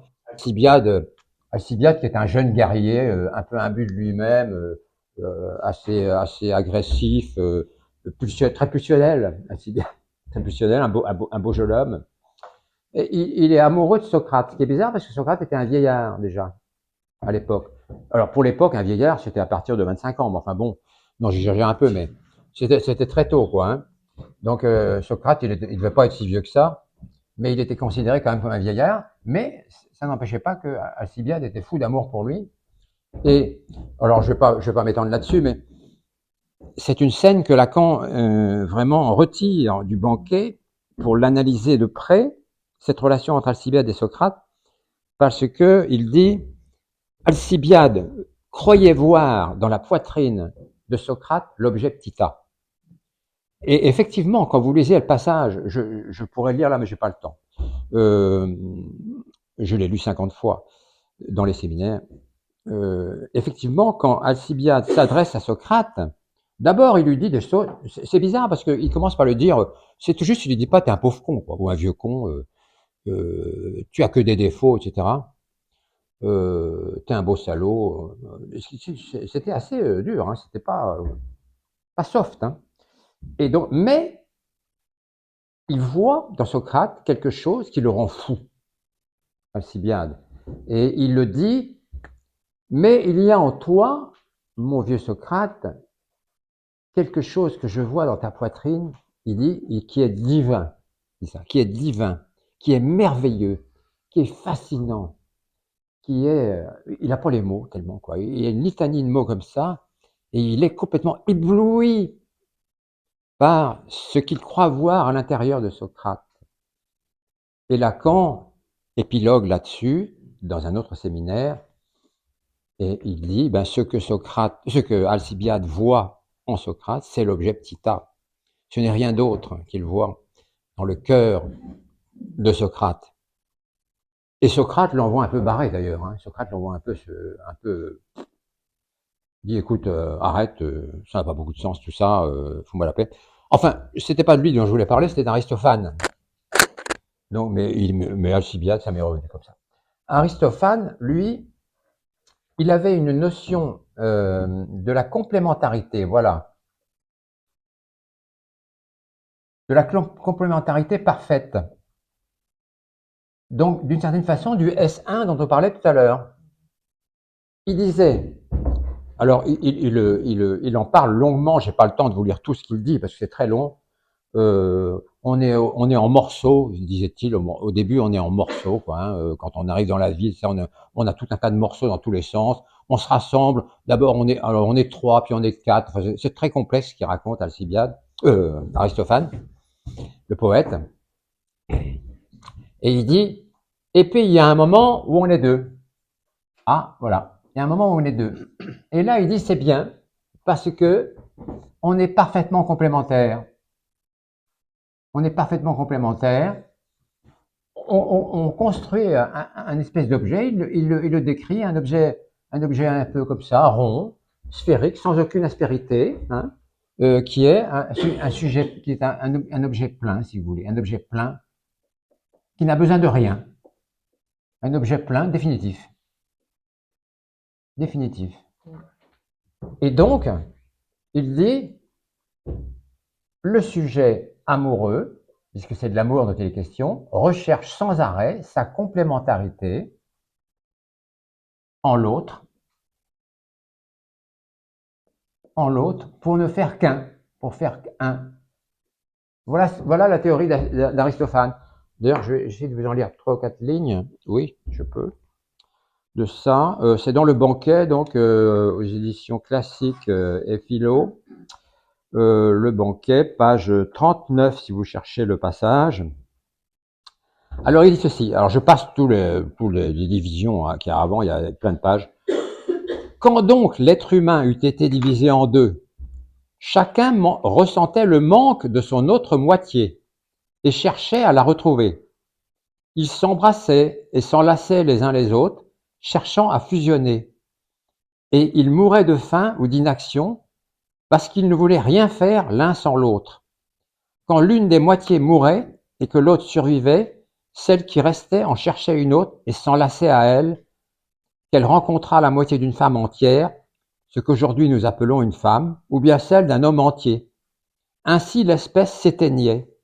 Pris de pitié, Zeus envisage une autre solution et déplace leurs parties génitales sur le devant, car jusque-là, il les avait sur leur face extérieure pour engendrer ou enfanter, où ils se tournaient non pas les uns vers les autres, mais vers la terre comme les cigales. Voilà le passage, le petit passage. Je vous lis pas tout parce que c'est très très long. Hein.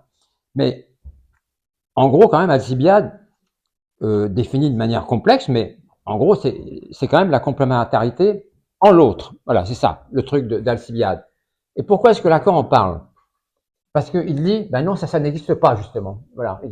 Lacan dit non, ça n'existe pas, nous ne cherchons absolument pas cela.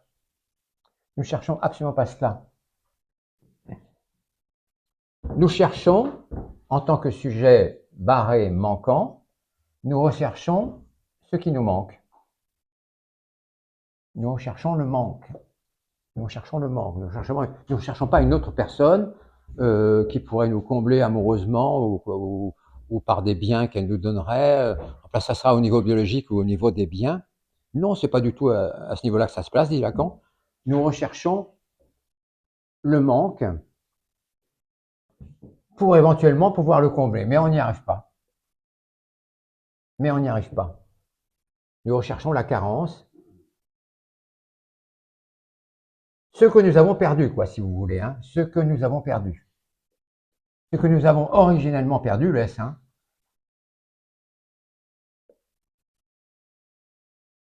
ce que nous avons originellement perdu, c'est ça après quoi nous courons. Donc vous voyez bien que ça n'a pas grand-chose à voir avec ce que dit Aristophane. Ça n'a absolument, strictement aucun rapport. Donc après, ça peut se passer comme Aristophane le disait. On pourrait espérer trouver ce qui nous manque dans quelqu'un d'autre, bien sûr, hein, évidemment. Mais est-ce que Lacan se place sur quelque chose de beaucoup plus abstrait? Et il dit, nous recherchons le manque premier, de manière à tenter de reconstituer le S1. Mais ça ne fonctionne pas, et l'autre reste toujours barré. Indéfiniment et infiniment barré. Il n'y a rien à y faire. Dans ce sens, on dit qu'il y a une aliénation. Pardon? C'est dans ce sens-là qu'on dit qu'il y a une aliénation. Aussi, oui, tout à fait. Oui, tout à fait. Bien sûr, oui. Tout à fait, parce que, vous avez raison, parce qu'à partir du moment où le sujet est en face de l'autre et que l'autre est barré, eh bien, vous êtes obligé de vous tourner vers l'autre et puis de fantasmer, c'est-à-dire de croire que vous allez vous rapprocher de l'objet petit a par vos fantasmes. Et donc, vous allez vous retrouver dans une situation d'aliénation définitive par le fantasme, ce qui n'est pas un problème en soi. Fantasme qu'on peut écrire avec un F aussi si on veut, hein, ou PH, peu importe. Vous allez vous retrouver dans une situation d'aliénation parce que vous allez, ne serait-ce que parce que vous désirez tout le temps. Si vous êtes un être normal, vous vivez parce que vous désirez. Hein, oui, bien sûr. Hein, sinon, c'est pas possible, quoi.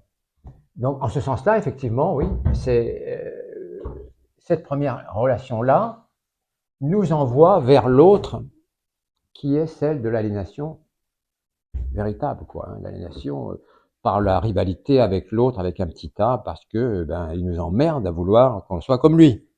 Et on veut pas. Hein, et on veut pas. On voudrait pas. Donc, c'est une bonne question. Et comme je l'avais déjà dit, hein, il n'y a que des bonnes questions. De toute façon, ça n'existe pas, les mauvaises questions. Hein. Donc, et celle-là, elle est tout à fait pertinente. Hein. Parce que l'histoire de l'aliénation, chez Lacan, c'est extrêmement important. Hein. Extrêmement important. Hein. Quand Lacan dit le symbolique nous surdétermine, bon, voyons, c'est chaud quand même. Hein. Ça nous met dans un embarras un petit peu, oui, un peu lourd, quoi. Hein. D'ailleurs, il dit cette phrase, c'est dans le séminaire Les Psychoses, il dit « Il n'y a rien de plus... comment il dit ça? Il n'y a rien de plus stupide, je crois, quelque chose comme ça. Il n'y a rien de plus stupide qu'un être qui pense être arrivé au comble de ses vœux, car c'est précisément cela dont il ne voulait pas. » Ça, c'est une phrase qu'il dit dans le séminaire Les Psychoses. Elle n'est pas exactement comme ça, mais enfin, c'est quasiment ça. Et puis, il continue en disant, il parle de destinée, etc. Et il dit, on est toujours blousé. Quoi que l'on fasse, on est toujours blousé. Oui, parce que on est toujours blousé par quoi? Par le signifiant. Par le signifiant. Parce que les linguistes, si vous voulez, quand ils parlent de signifiant, ils disent, eh bien, sous le signifiant, il y a une signification. Mais Lacan, lui, il met une barre, là.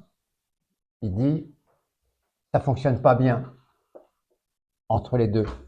Ça fonctionne pas bien entre les deux.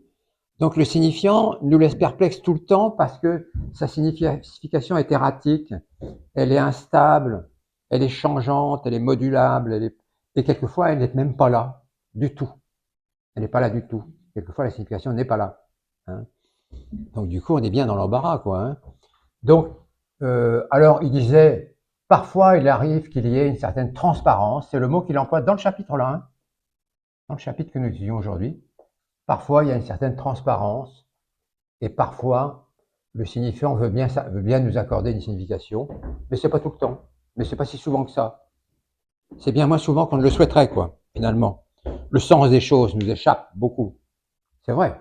On peut pas tellement contester ça, quoi. Et je m'aperçois que j'ai pas fait grand-chose du chapitre. Hein. Enfin, si, quand même, un petit peu, quoi, un petit peu. Si, parce que j'ai fait le mythe d'Aristophane. Il parle de la scarification, des scarifications et des tatouages, des scarifications. Scarification, c'est quand même un gros problème en psychiatrie, hein, parce que moi j'en vois beaucoup. Hein. Bon, voilà, et c'est plus des jeunes filles. Hein. Il y a des jeunes gens aussi, hein, mais moins. Les scarifications, il en parle. Il n'en parle pas longuement, mais il en parle. Les scarifications, qui quelquefois sont assez dramatiques, hein, parce qu'on voit parfois des jeunes filles qui s'entaillent de manière terrifiante, hein, quand même, hein, qui vont aux urgences pour être recousues, etc. C'est vraiment une boucherie. Et c'est donc qu'elles sont dans une souffrance extrême, hein, et à des niveaux d'angoisse extrêmement élevés quand elles passent à l'acte du côté de la scarification sur les bras ou sur les jambes, etc., sur les cuisses. Alors Lacan, il donne pas la solution. Lacan ne donne jamais de solution à quoi que ce soit. Mais il dit, la scarification, c'est une ouverture, c'est une béance. Là aussi, c'est le terme qu'il emploie dans le chapitre. Hein. Je dis bien que c'est pas moi qui dis ça, hein, c'est lui. C'est une béance. Et il tente une théorisation de ça. Il donne pas de solution à la scarification, mais n'empêche que il donne à réfléchir et qu'on peut en clinique, on peut essayer de réfléchir à partir de ça pour voir ce qu'on peut répondre à quelqu'un qui se scarifie, parce que c'est pas évident. Hein, c'est pas évident du tout. Donc une béance. Donc et il dit dans cette béance que recherche la personne qui se scarifie? L'objet A. L'objet A. Pour retrouver la complétude avec l'autre. Voilà un petit peu ce qu'il théorise dans le chapitre là. Une béance, une ouverture dans la chair, littéralement, pour laisser une place éventuellement vide à un objet absent, l'objet A, qui va interroger, si vous voulez, l'autre avec un A majuscule, les symboles, pour voir si ça pourrait ne pas répondre. Parce que la personne qui se scarifie, elle attend forcément une réponse, laquelle moi je ne sais pas. J'ai beau être un vieux pédopsychiatre, pour autant, j'ai pas la réponse toute chaude à cette question-là, elle est extrêmement complexe. Hein. Mais quand même, c'est intéressant d'avoir des visions comme ça, un peu transcendantes, hein, des personnages comme Lacan, qui nous donnent des pistes un petit peu comme ça. C'est pas des solutions, hein, c'est pas des solutions, mais c'est des pistes conceptuelles qui nous permettent de voir qu'on peut répondre quelque chose. Hein. Qu'est-ce que vous désirez? Qu'est-ce qui pourrait vous manquer le plus, etc. Alors évidemment, ça se fait pas comme ça en 5 minutes. Hein. Si on pose la question comme ça de manière abrupte, on n'aura pas de réponse. Mais sur plusieurs séances, sur beaucoup de séances, on peut poser cette question-là en se référant un petit peu à cette théorisation-là. Est-ce que vous n'êtes pas, est-ce que quelque chose ne vous manque pas? Qu'est-ce qui vous manquerait? Qui ne serait pas forcément quelque chose comme un bien ou qui ne serait pas forcément une personne, vous voyez, hein. Ce serait quelque chose de plus abstrait qui pourrait vous manquer. Hein. On peut questionner comme ça ces choses-là, hein. Et ça peut peut-être faire avancer un petit peu les choses. Enfin, moi, je fais un peu comme ça. Hein. Ça n'empêche pas qu'après, on est souvent obligé de donner des médicaments aussi. Quand les jeunes filles se scarifient de manière terrifiante, on est quand même obligé de donner des antidépresseurs et des tranquillisants parce que sinon, des fois, ça prend des proportions qui sont quand même cataclysmiques, hein, et qui épouvantent les parents. Les parents sont dans l'épouvante la plus totale. Hein.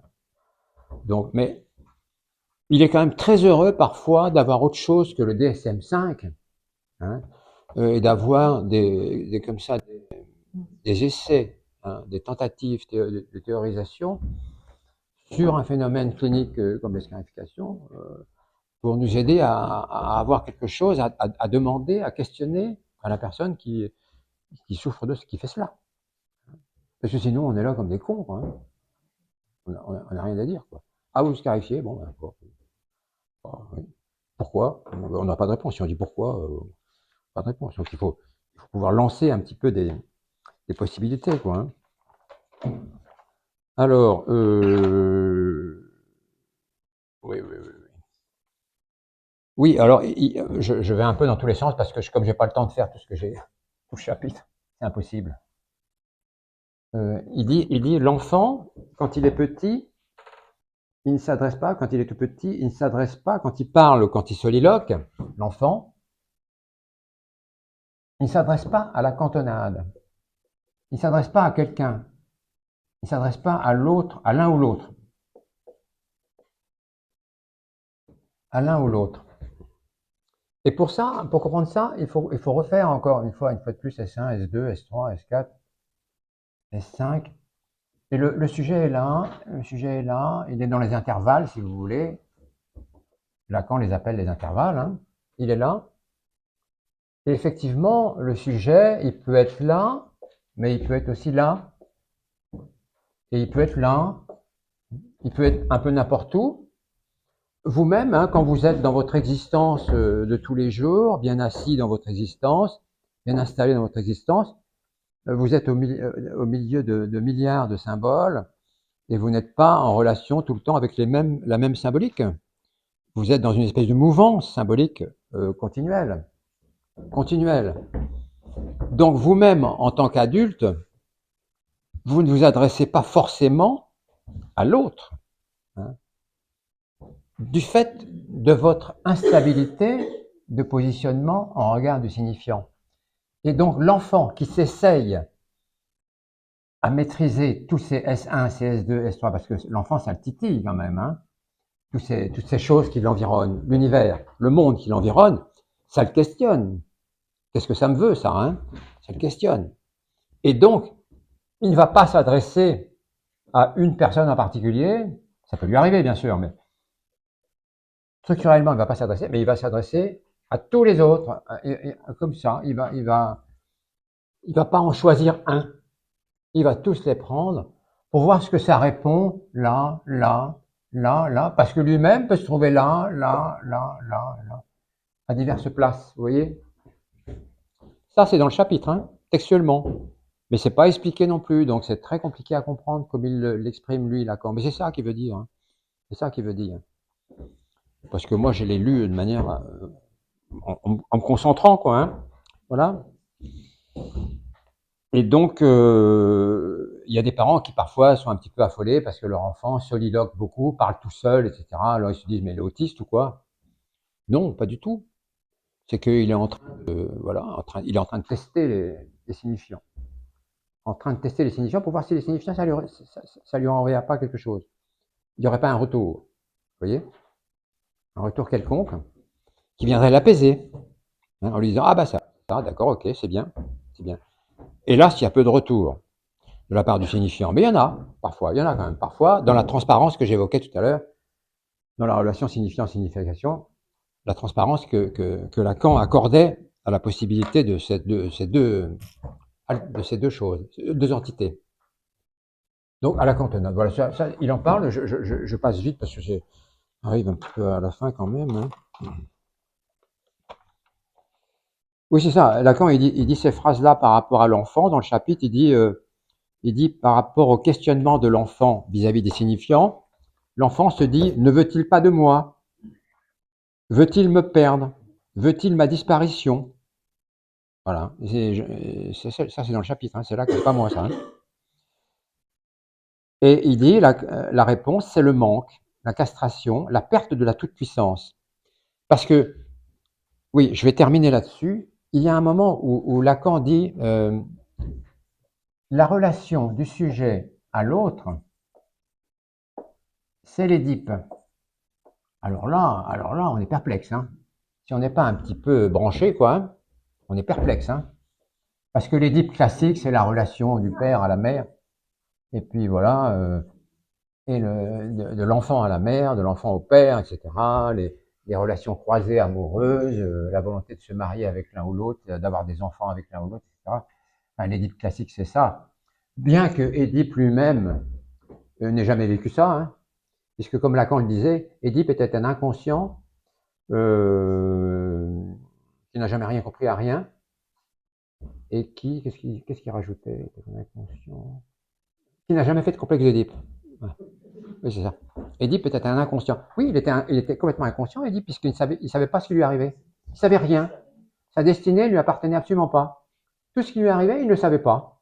Il savait pas que ses parents étaient ses parents. Il savait pas que il croyait que ses parents, les gens qui l'avaient adopté, quand ses parents l'avaient abandonné, il croyait que c'était ses parents.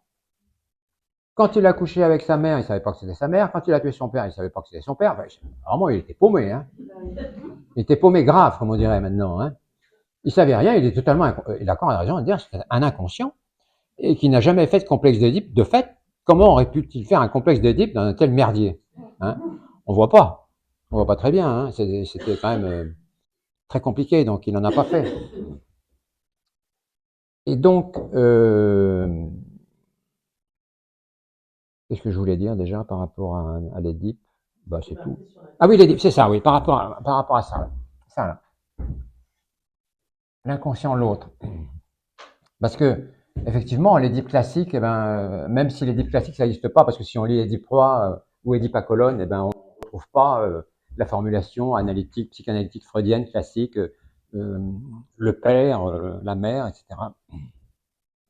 D'ailleurs, dans la lettre que je vous ai lue la dernière fois, vous vous rappelez que Freud disait à Wilhelm Fliess, il a fallu que j'abandonne toutes mes neuroticas parce que rien ne fonctionnait, mes patients s'en allaient, toutes mes thérapies étaient marquées au sceau de l'insuccès, tous mes patients s'en allaient, etc. C'est un bordel monstrueux, quoi. Hein.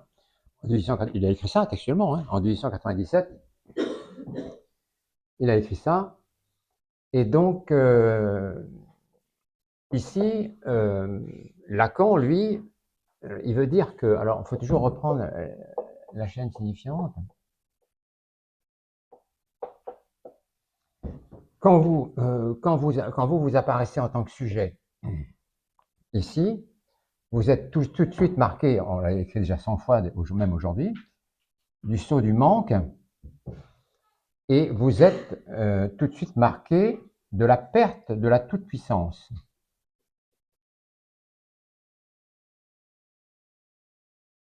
De la perte de la toute-puissance, c'est ça.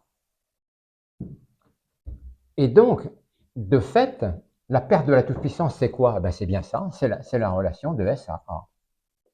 Et donc, Lacan dit, dans ce chapitre-là, il dit c'est ça l'Oedipe, et évidemment, il explique absolument rien. Il lâche cette phrase comme ça, tout d'un coup, dans le chapitre. L'Édipe, c'est le rapport du sujet barré à l'autre. Oh ben voilà, démerdez-vous. Hein, démerdez-vous. Et il le dit parce que, effectivement, l'Édipe chez l'enfant. Moi, personnellement, dans ma pratique, j'ai remarqué cela en 30 ans d'exercice, quand même plus, avec les enfants, que, évidemment, chez les enfants et dans leurs dessins, etc., on retrouve des choses qui concernent l'amour qu'ils peuvent porter à leur père ou à leur mère, le désir d'avoir un bébé avec la maman, etc., ou avec le papa, etc. On peut pas dire que ça n'existe pas. Non, bien sûr que si. Il y a des représentations graphiques de ça, etc. Mais j'ai remarqué quand même que si on s'aventure sur ce terrain-là, et seulement sur ce terrain-là, eh bien ça foire. Ça foire. Exactement comme la thérapie de Dora par Freud avait foiré, parce qu'il est parti droit dans cette direction-là. Hein. Mais Dora, vous êtes amoureuse de Monsieur K. Mais Dora, si c'est pas de Monsieur K, c'est de moi que vous êtes amoureuse. Enfin, il avait une vision comme ça, virile des choses, un Oedipe viril, Freud. Hein. Et donc, un peu macho. Et donc, alors qu'en fait, moi j'ai remarqué une chose, enfin je suis pas le seul évidemment, ce serait prétentieux, ce que les enfants ont comme tristesse, si vous voulez, comme mélancolie, à l'âge édipien, vers 2, 3, 4, 5 ans, eh bien c'est, après le stade du miroir, quoi. Parce que le stade du miroir c'est 6 mois et demi, 2 ans, 3 ans. Ils ont une espèce, oui, une forme de mélancolie, de tristesse, de blues, de spleen. Spleen. Parce que, eh bien, ils se rendent compte tout d'un coup qu'ils ne sont plus tout puissants. Ils ne sont plus tout puissants, et ça leur est insupportable. Et ça leur est insupportable. Et ils deviennent à ce moment-là difficiles dans la vie quotidienne. Et beaucoup de parents me consultent et consultent pas que moi, les autres psychiatres, pédopsychiatres, pour leur dire, mon enfant qui a 3 ans, en ce moment, il est invivable, il a 4 ans, 5 ans, il est invivable, il est agressif, il nous agresse toute la journée, il nous harcèle, etc. On ne sait plus comment faire. On a beau être très autoritaire, ça ne marche pas. On a beau être très affectueux, ça ne marche pas, etc. Ça ne marche, rien ne fonctionne. Ben non, rien ne fonctionne parce que la question n'est pas que l'enfant sente. Évidemment, c'est important qu'il sente qu'il soit aimé, bien sûr. C'est pas, je ne rejette pas ça, mais ce n'est pas que ça. Il ne cherche pas simplement à ce qu'on lui dise qu'on t'aime ou qu'on lui fasse des cadeaux, qu'on lui offre des trains électriques, des bébés, qu'on le noie sous des cadeaux, etc. Et des gratifications et des bisous et tout ce que vous voulez, parce que il est réellement dans le manque structurel au sens lacanien du terme, quoi. Hein. Il est manquant par rapport à l'objet A. Donc, comment voulez-vous lui donner de l'objet A? Hein? Il n'y en a pas en magasin et vous ne pouvez pas vous-même vous le donner. Alors, vous pouvez vous prétendre objet A par moment. D'ailleurs, Lacan le disait une fois, dans un de ses séminaires, il a dit ça, c'était étrange d'ailleurs, parce qu'il a eu des filles, Lacan.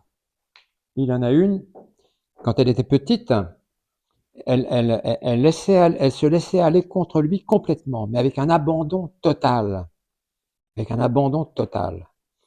Et il sentait sa tête sur son épaule, et il sentait cet abandon, quoi, ce relâchement absolu, quoi, de son enfant. Je sais plus lequel, je crois que c'était Sibylle, ouais, qui malheureusement est décédée. Et donc, elle trouvait, et Lacan disait, à ce moment-là, sans doute étais-je pour elle un objet A. À ce moment-là, sans doute. Mais seulement à ce moment-là. Hein. Il disait pas, je suis un objet A continuellement pour elle, etc. Non, pas du tout. À ce moment-là, sans doute, à ce moment d'abandon, au creux de mon épaule, sans doute, étais-je un objet A. Vous voyez, pour vous dire que c'est... Il disait des belles choses, Lacan, hein, quand même. Hein. Il disait des belles choses. Hein. Donc, on va s'arrêter là pour aujourd'hui parce qu'il est l'heure. Il faut qu'on laisse la salle au monsieur qui les ferme. Et donc, la dernière séance hein, aura lieu donc, le 16, c'est ça? 16 juin. Je ne sais pas le titre du chapitre, j'en sais rien, je n'ai pas encore lu. Et donc, je vous donnerai les attestations ce jour-là. Pardon? Pardon? Ce sera de l'interprétation au transfert. Ah, d'accord, ok, très bien. Merci.